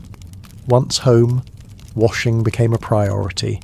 At large religious gatherings, some towns set up communal washing stations, but these were limited and often crowded. Water was reused, basins filled with cloudy water, no privacy, no soap, and little time. Women stood in line, waited their turn, rinsed quickly, and then moved on. It was not about feeling clean, it was about doing what was possible. It's a little funny how people could spend a whole month travelling in devotion, yet the first thing they prayed for upon returning was likely a bucket of clean water. When the festivals ended or the pilgrimage was complete, women returned home with sore feet, dusty hair, and layers of dried sweat. Cleaning up took days. Clothes were soaked. Hair was combed. Feet were scrubbed with vinegar or ash. The clothes in their pouches were replaced, the leaves long forgotten by the roadside. Even so, the experience was meaningful. It was difficult, yes, but also sacred. Women accepted that keeping clean during these times would be limited. Their efforts were quiet, often unnoticed. A handful of herbs, a quick rinse behind a rock, a cloth folded with care. These moments were not grand, but they mattered. The memory of discomfort stayed with them. They remembered the places where they had no water, the nights when they tried to sleep with sticky skin, the mornings when a leaf had to do. These were not glamorous stories, but they were real, and they repeated every year with every new journey.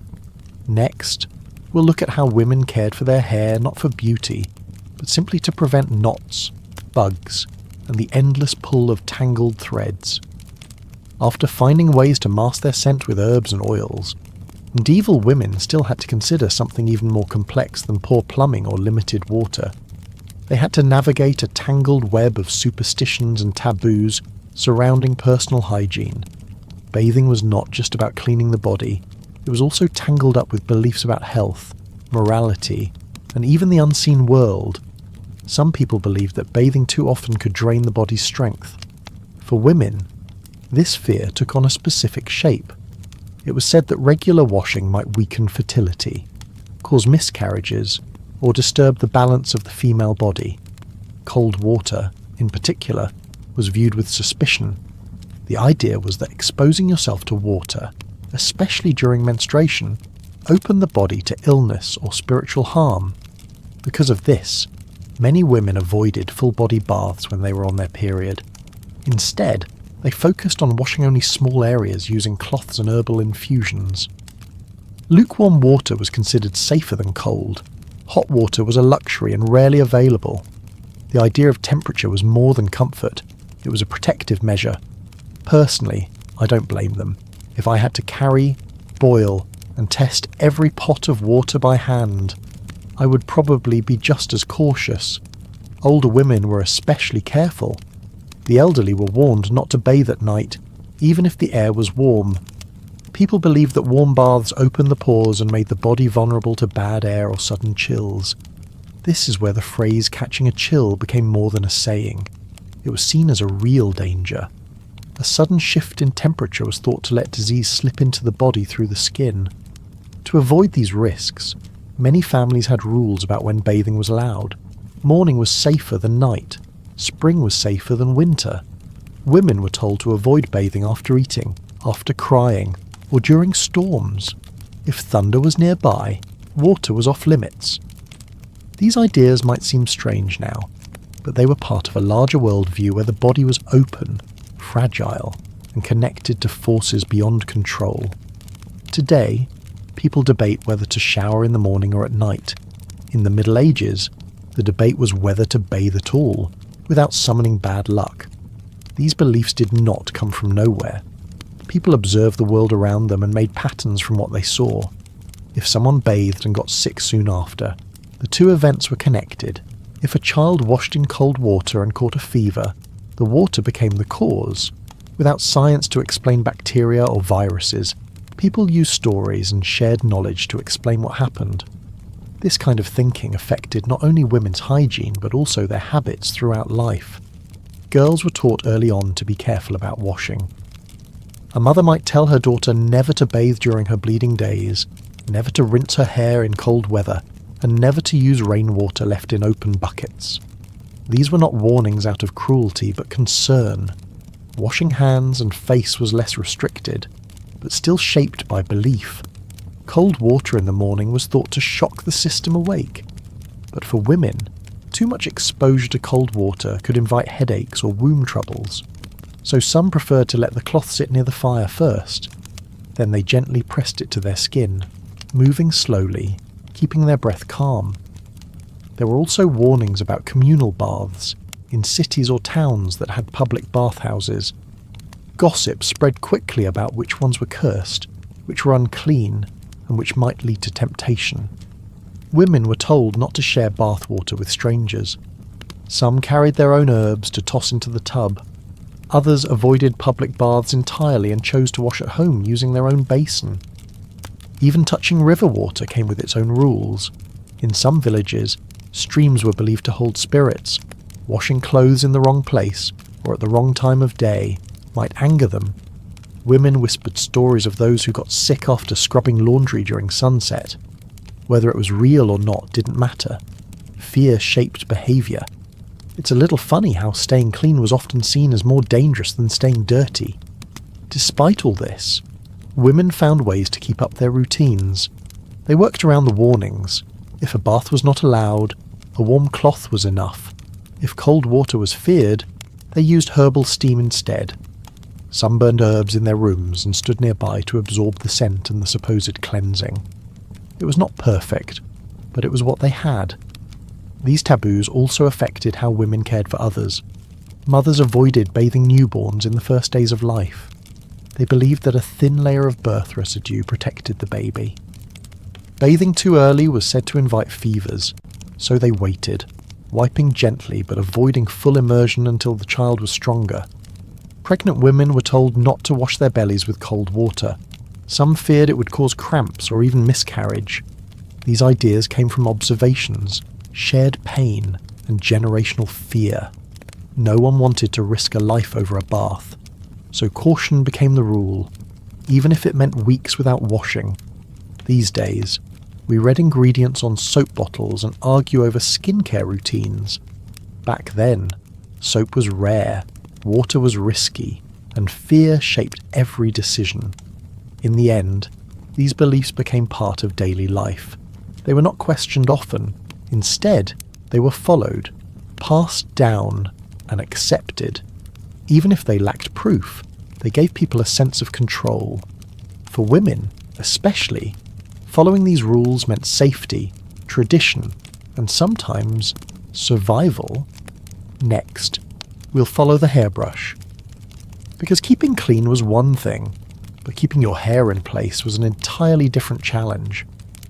After navigating the complicated beliefs around bathing, women still had to think carefully about the clothes they wore closest to their bodies. Underwear, especially for those who were not wealthy, was not something taken for granted. For many medieval women, owning even 1 or 2 linen undergarments was considered fortunate. These were not decorative pieces, but practical items that needed to be used again and again. Linen was the fabric of choice because it absorbed moisture and felt more comfortable than rougher materials like wool. But linen was not cheap, and making even a single pair of drawers or a chemise took time and labour. Spinning, weaving, cutting, and sewing all had to be done by hand. Most women did not have a wardrobe full of options. They rotated between 2 or 3 basic items and hoped they lasted through the season. At night, underwear was often rinsed by hand and hung to dry in the sleeping area. Women avoided hanging such garments outside, even in summer. Modesty was important, and letting others see one's intimate clothing was seen as improper. So instead, a wooden peg near the bed or a rope strung across the room served as the drying line.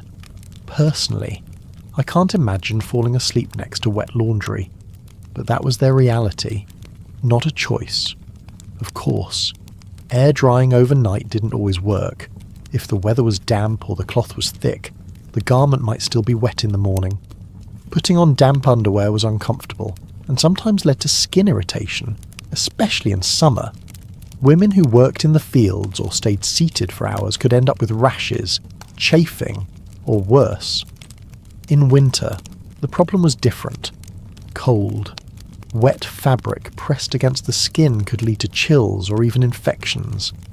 Some women tried to solve this by wrapping the garment near the hearth or placing it under the blanket while they slept.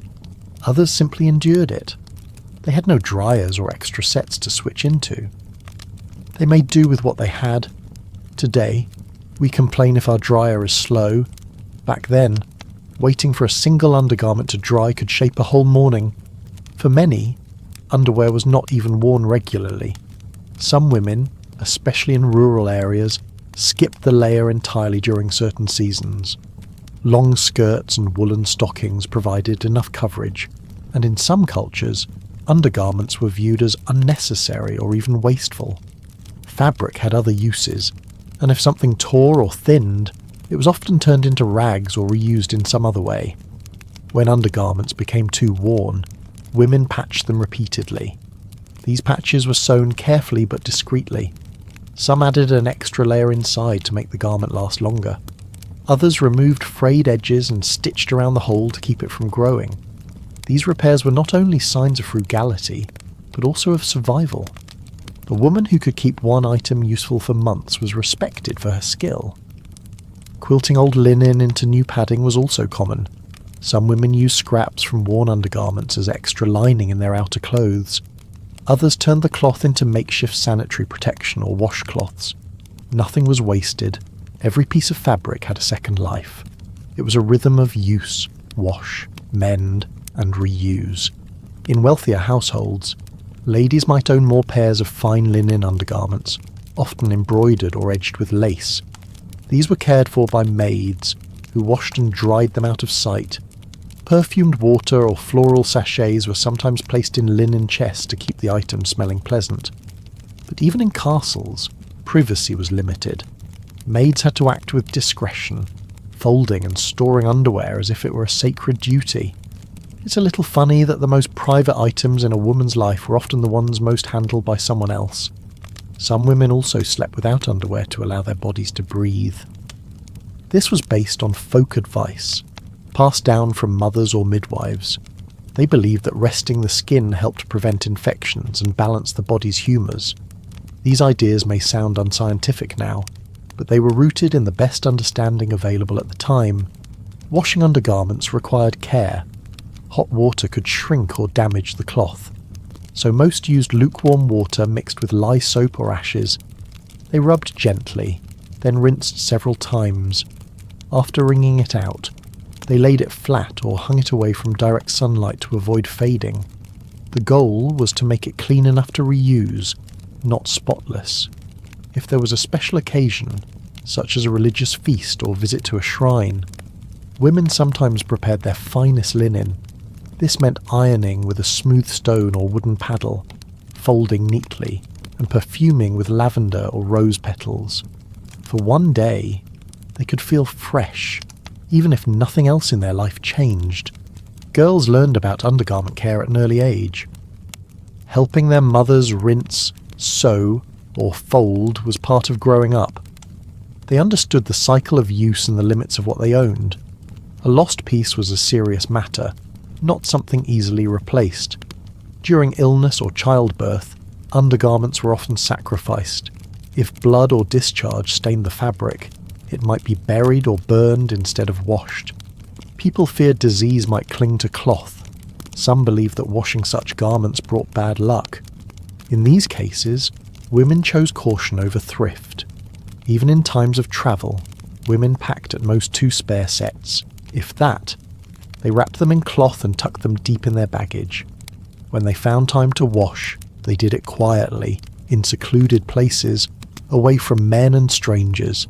Cleanliness, even in underwear, was tied to dignity. These days, buying a 6-pack of cotton briefs takes 5 minutes and a trip to the store. Back then, keeping one clean and dry felt like a victory. In every fold of fabric there was a quiet story.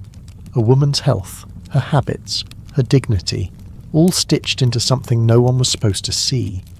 But without it, she was vulnerable. She was exposed not just to the elements, but to shame. Next, we'll step outside the home, because staying clean inside was hard enough, but public spaces had hygiene rules of their own. Once the underwear had been washed, dried, and stored out of sight, many medieval women turned their attention to something else that mattered to them just as much, even if they never said it out loud: their skin. While they had no fancy skincare aisles or colourful glass bottles, they still found ways to take care of their faces using what they had in the kitchen. It was not about vanity.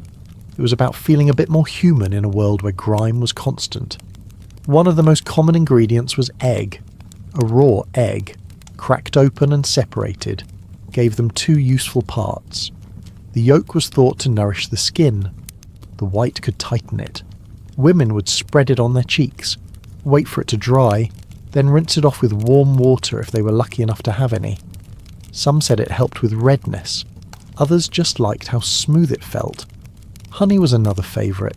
It was sticky and took time to apply, but many believed it softened the skin and helped with blemishes. A small spoonful would be spread across the face and left for several minutes. After that, it was wiped off with a damp cloth. If the honey came from local bees, it was thought to be even better.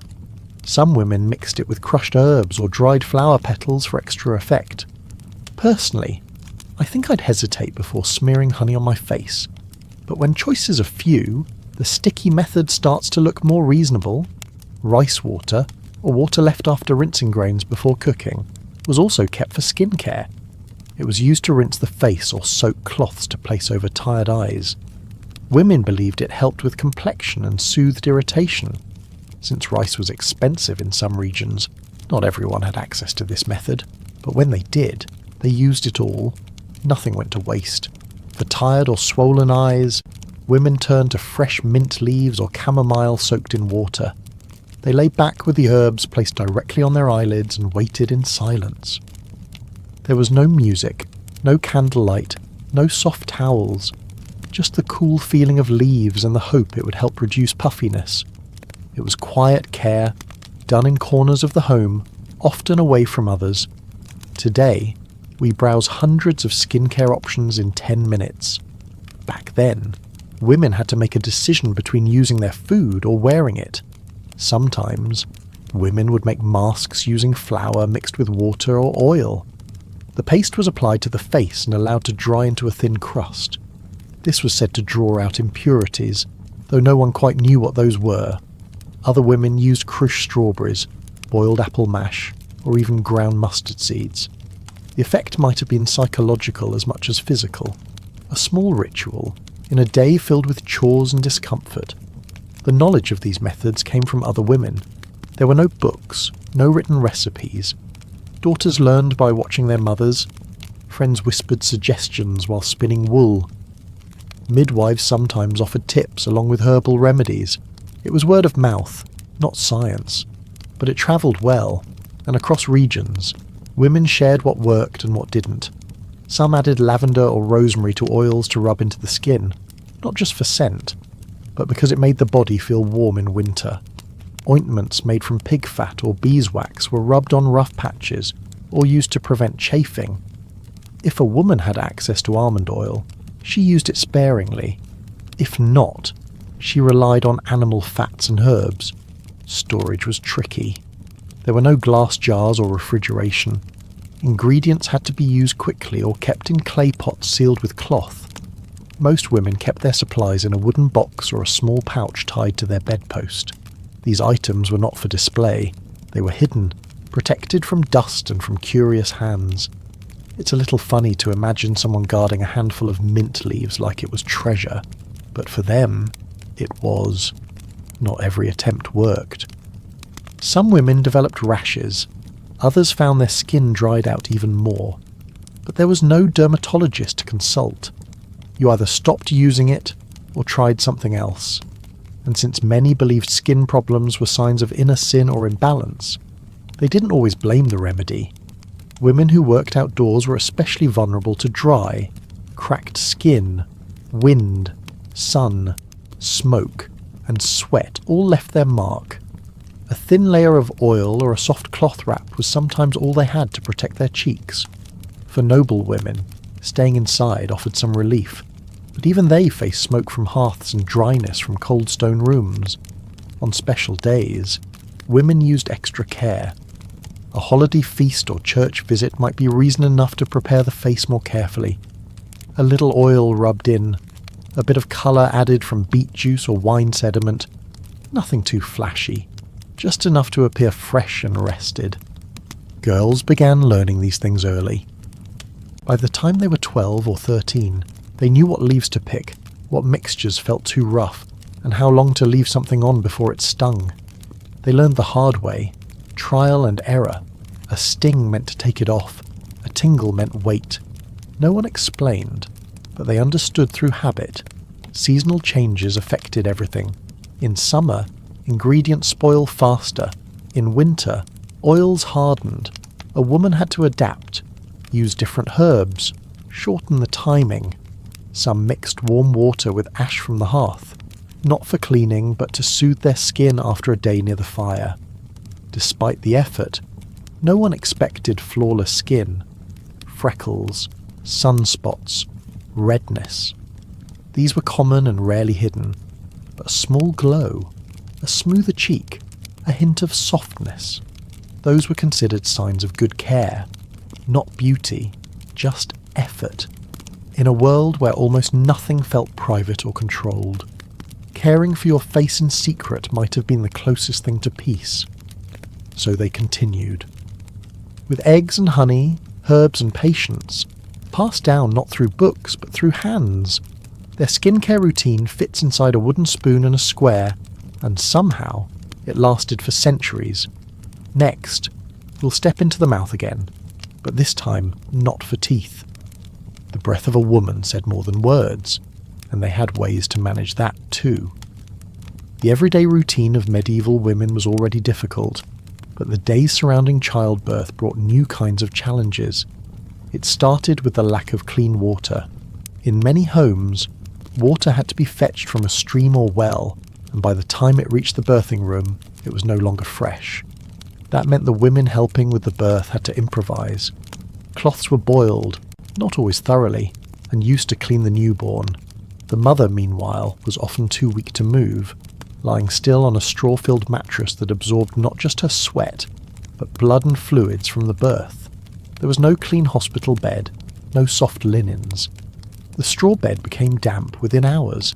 It was rarely changed, only topped up with dry layers. The room smelled strongly of iron and milk.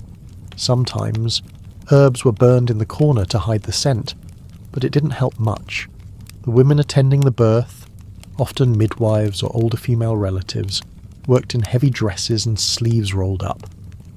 Their tools were limited: a cloth, a basin, a knife if needed, and their hands. After the baby was born, the mother wasn't given much rest. She remained in bed for days, unable to wash properly. Warm water for wiping came once or twice a day, usually boiled with herbs.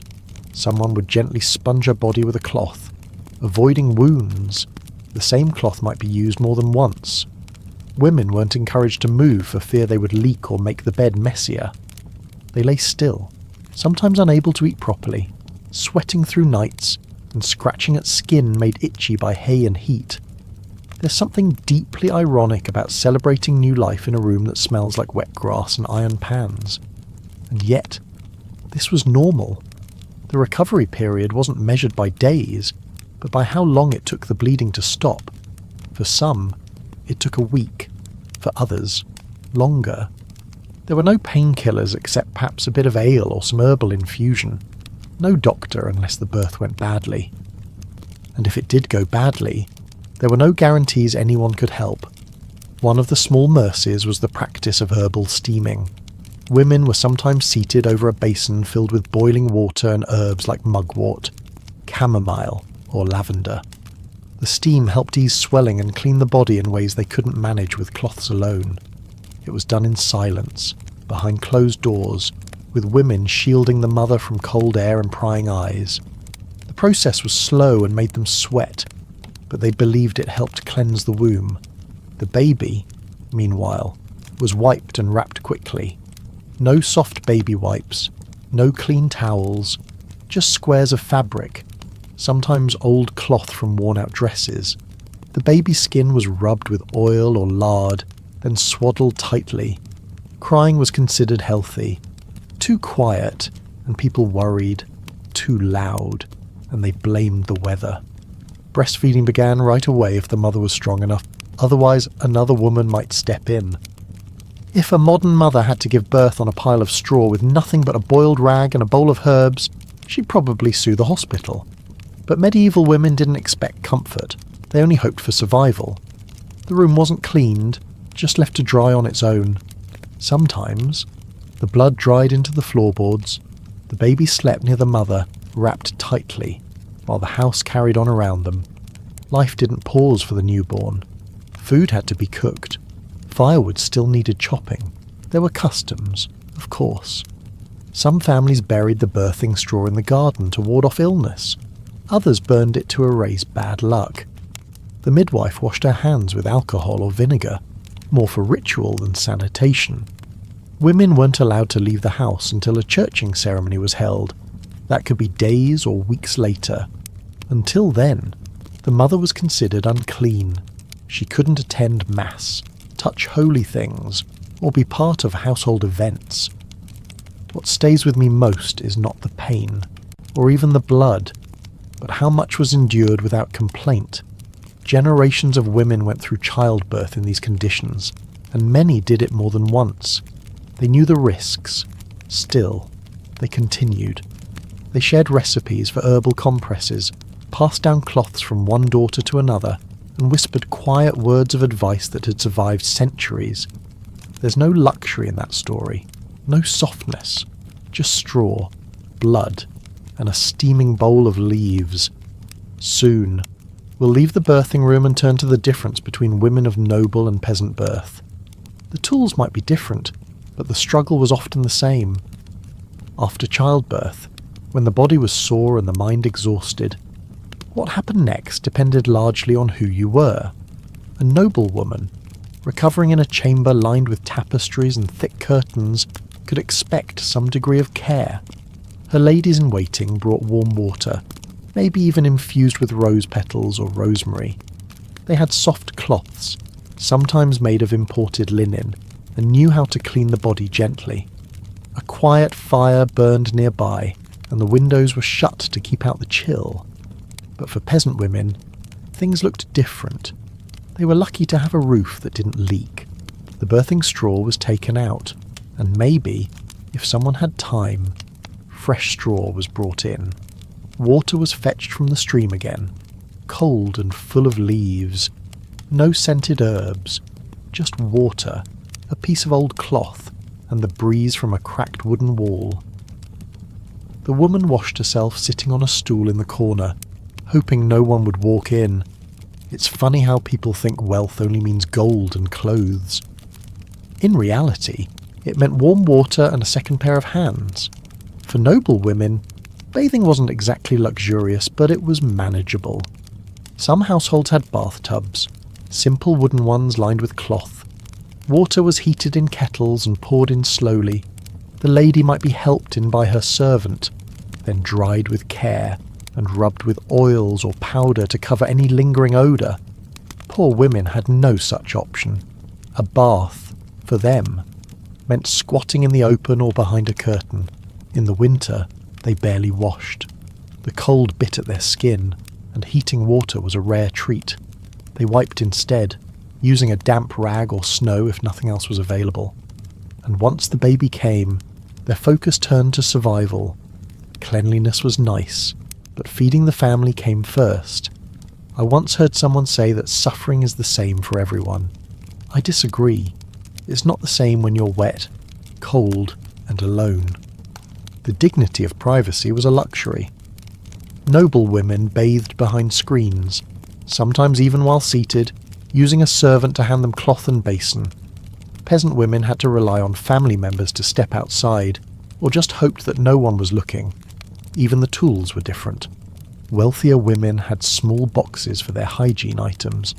Inside might be scented cloth, combs carved from ivory or polished wood, and bottles of oil. Poorer women kept their few belongings wrapped in cloth, tucked away in a corner. Their combs were simple and cracked. Their clothes were reused until they tore. There was no box, just a corner of a shelf or under the bed. That division also affected how women were perceived. A noble woman who smelled pleasant was considered graceful.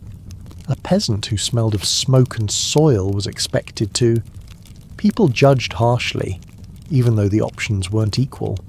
One woman had thyme oil dabbed behind her ears. The other had hay stuck to her dress. Neither had much choice. It amazes me how women of different classes shared the same body, yet were treated as though they belonged to separate species. That contrast wasn't just about money. It shaped the daily routine. One woman dried herself with linen, another waited for the sun to dry her back, and then came the question of silence. Noble women were expected to keep their hygiene private. Servants were trained to look away, to never speak of what they saw. It was a kind of invisible rule, known by all but written by none. For peasants, there was no such protection. Washing was often done near animals, near children, near husbands. There was no shame, but also no mystery. But one thing united them. No matter how fine the basin, or how plain the cloth, every woman had to deal with the same body. Sweat, dirt, blood. The same needs, the same discomfort, just different methods. If I had to choose, I'd take a single pot of warm water over a pile of gold any day. That's what mattered in the end. A moment to clean, a space to breathe, a cloth that hadn't been used 5 times before. Coming up next, We'll look at how women handled grooming in ways you might not expect. Shaving, plucking, even trimming down there, all without razors as we know them. Once a medieval woman stepped beyond her home, her control over cleanliness became a gamble. The comforts of clothes, herbs, and warm water stayed behind. Outside, there were no public restrooms, no private corners designed for personal needs, and certainly no understanding from society if something went wrong. A trip to the market or a journey to visit family might seem simple today, but back then, it meant navigating a whole day with almost no hygienic infrastructure. Before leaving the house, women prepared in small ways. They tied a cloth bundle under their apron, or slipped a rag into a pocket if their dress had one. Wealthier women might carry a pouch containing dried herbs or a small vial of scented water. This wasn't luxury, it was a basic strategy. These items were used not only to refresh the hands and face, but to help mask any body odour that built up under thick, unventilated layers of clothing. They knew that after a few hours of walking, working, or even standing in the heat among people, their bodies would start to sweat. There would be no place to freshen up once the day began. If you think forgetting deodorant is bad, imagine being stuck all day in the sun with wool skirts and only a rag to help you. For most women, this was normal. They couldn't count on finding privacy outside the home. So they learned how to manage. A quick moment behind a hay cart, a pause behind a tree near the churchyard. In some villages, women waited until the streets cleared out, then slipped into a quiet corner of the marketplace, hoping no one was watching. There was no shame in it, just a quiet code of survival. They often avoided drinking much before leaving, just to reduce the need to relieve themselves. But bodies don't always cooperate. So when nature called, they did what they had to do. Sometimes a cloth was laid down, sometimes just lifted quickly, and afterward they wiped with a bit of rag, or even a clean section of their underdress. That piece of cloth would be folded away discreetly, kept until it could be rinsed at home in the privacy of their own wash basin. No one ever spoke of these routines out loud. They weren't taboo, just silently understood. I admire how quietly they handled something so difficult with no complaint and no support. There was no education about hygiene, no suggestions from elders on what to pack. Everything was learned through observation, trial, and the occasional whispered advice from mother to daughter. Girls learned which parts of their dress could be sacrificed, how to fold cloth to catch moisture, and when it was better to wait than to risk being seen. When walking to nearby towns or heading out on long pilgrimages, women adapted their routine even more. Some carried extra rags tucked into their sleeves or bundled with bread and dried fruit in a cloth bag. They selected darker underclothes for travel, knowing stains would be less obvious. If they menstruated during travel, things became far more complex. Some used folded wool or soft straw layered between layers of linen. Others stayed home entirely during those weeks, fearing the embarrassment of having no clean place to change. The weather made everything worse. In summer, sweat mixed with dust and stuck to every crease of fabric. In winter, water froze in pouches, and hands became too stiff to manage cloth properly. And yet, women went out. They visited relatives, took care of errands, and participated in markets. Some even gave birth on the road, and still, their first instinct was to clean what they could with whatever was nearby. It might be snow, or a jug of cold water carried for miles. No one had hot towels or clean gloves. They used what they had and kept moving. Compared to today's travel kits, they basically had a rag and resilience. But it worked, more or less. They kept their dignity through preparation, a little foresight and a lot of quiet adjustment. Some women even carried herbs like rosemary or lavender tied to a ribbon and pinned to their inner layer of clothing, just to keep a pleasant scent nearby. It didn't eliminate odour, but it softened it. On market days, things got especially crowded. The stalls were packed, animals moved through the streets, and smells mixed together in overwhelming layers. Between raw meat, human sweat, and manure, the entire square carried a heaviness in the air. A woman who wanted to stand apart might pause before entering to pat her face with a scented cloth or smooth her hair with a damp rag. These gestures weren't about vanity. They were survival tactics in a sensory storm. I sometimes wonder how many of them held their breath through the entire marketplace. Probably a lot. But more than that, they smiled, bartered, carried baskets, and returned home with potatoes and soap. Then, finally, back inside, they would quietly clean themselves.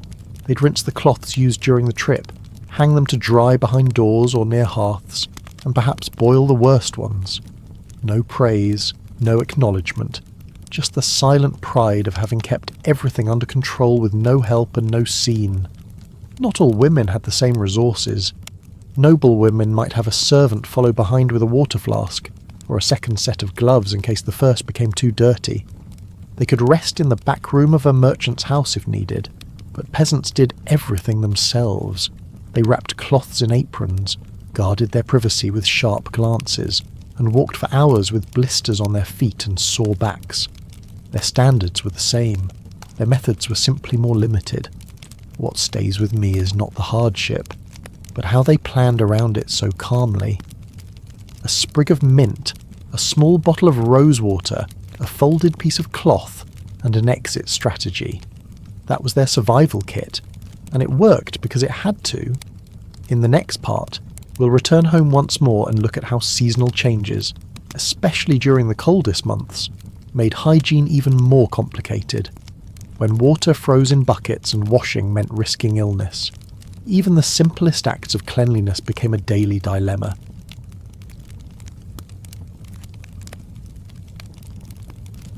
As women aged in the medieval world, the way they managed personal hygiene changed drastically. The body slowed down, the joints stiffened, the skin became thinner and more sensitive.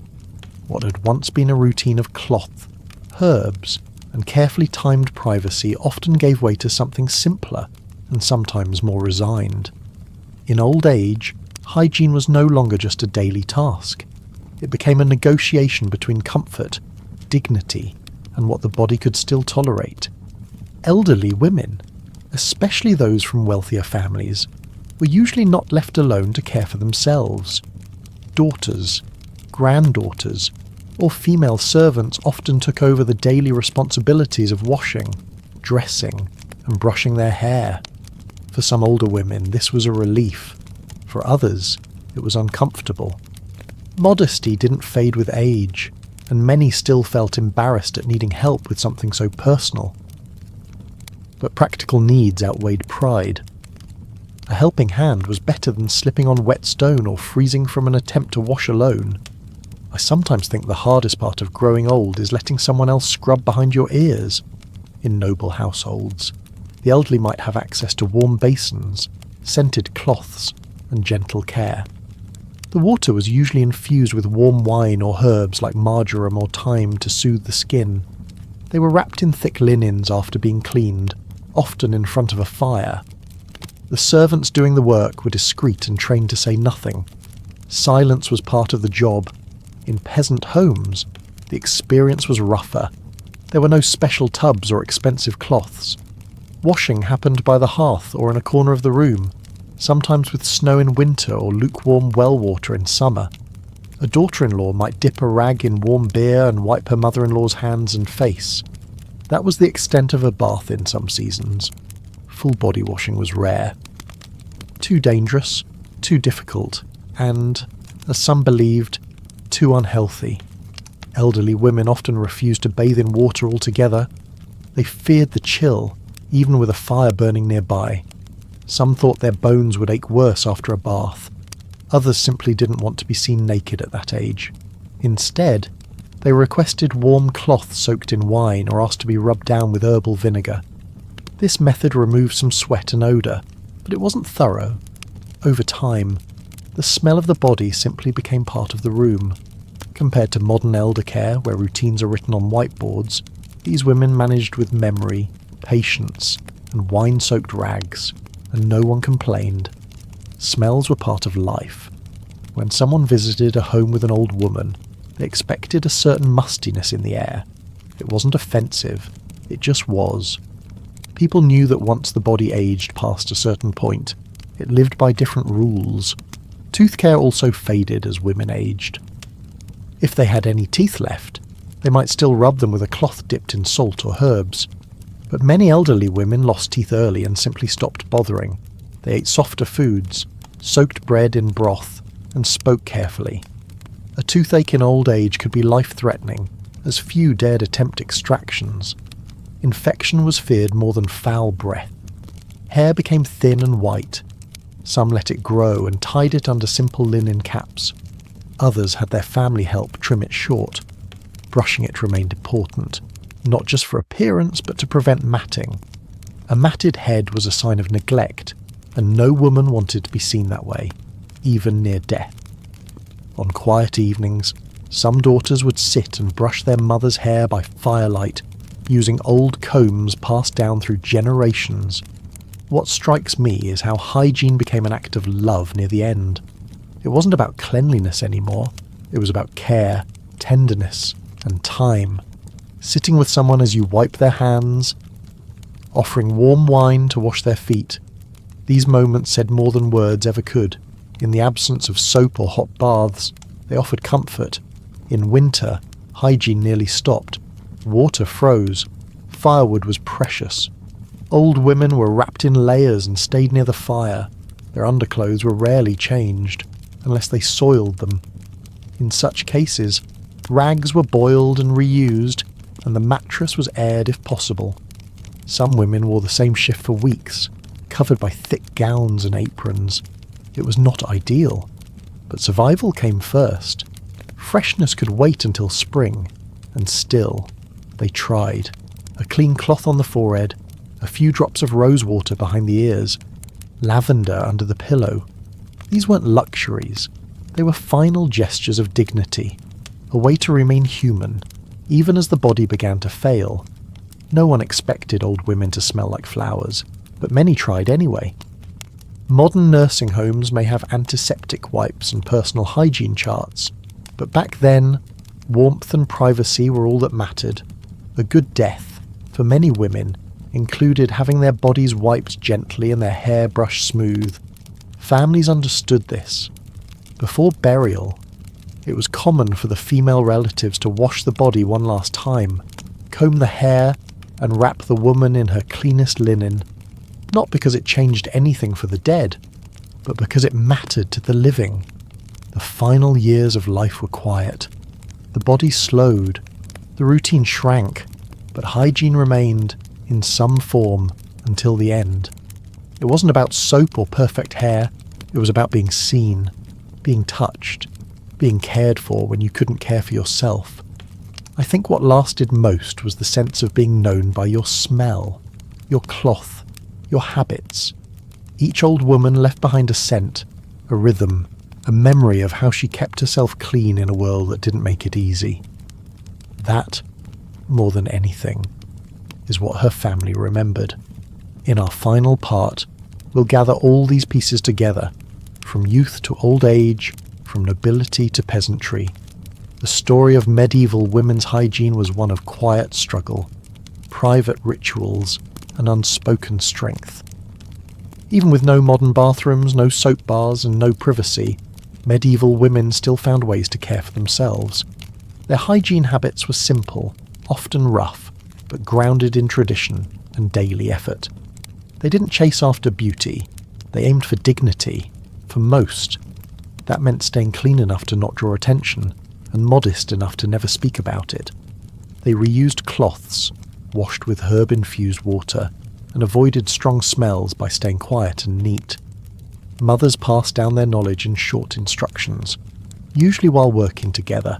How to rinse with rosemary water, how to clean certain body parts more carefully, how to keep a cloth dry for reuse. These things weren't written in books. They were whispered from generation to generation.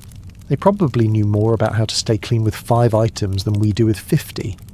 Cleanliness wasn't about showing off. It was about control, about doing what you could with what little you had. A woman with no soap still found a way to use ashes or salt. one without perfume tucked lavender into her bodice or sleeve.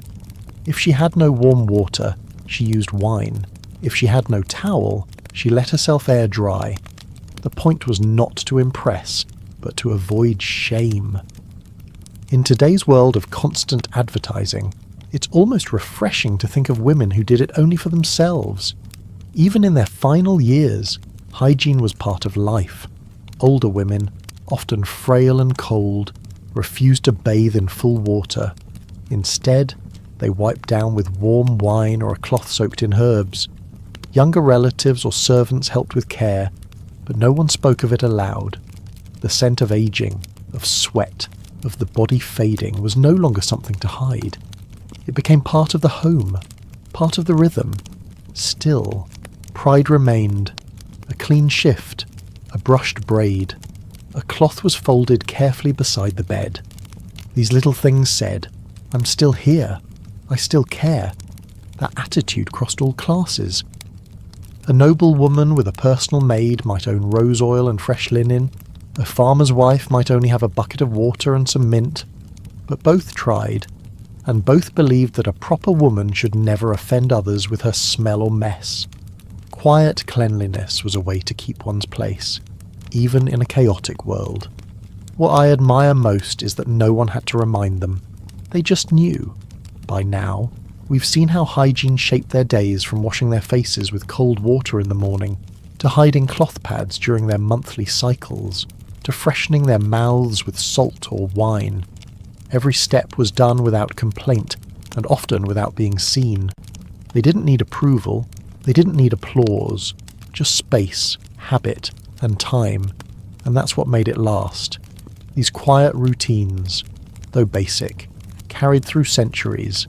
They taught resilience, patience, and the value of caring for one's body, even when the world made it hard. So next time you step into a hot shower or open a bottle of scented shampoo, think back for a second. Think of the women who had none of that. They cleaned themselves with a cloth and a cup of boiled herbs, who smelled of the earth, the fire, and sometimes lavender. Who didn't complain, who just got on with it. They didn't have spas or salons, but they had pride and they had routine, and sometimes that's more powerful. Thank you for staying with this story. Through each part, we've followed their quiet efforts, their secrets, and their simple wins. It's been a calm journey through steam, cloth, and silence.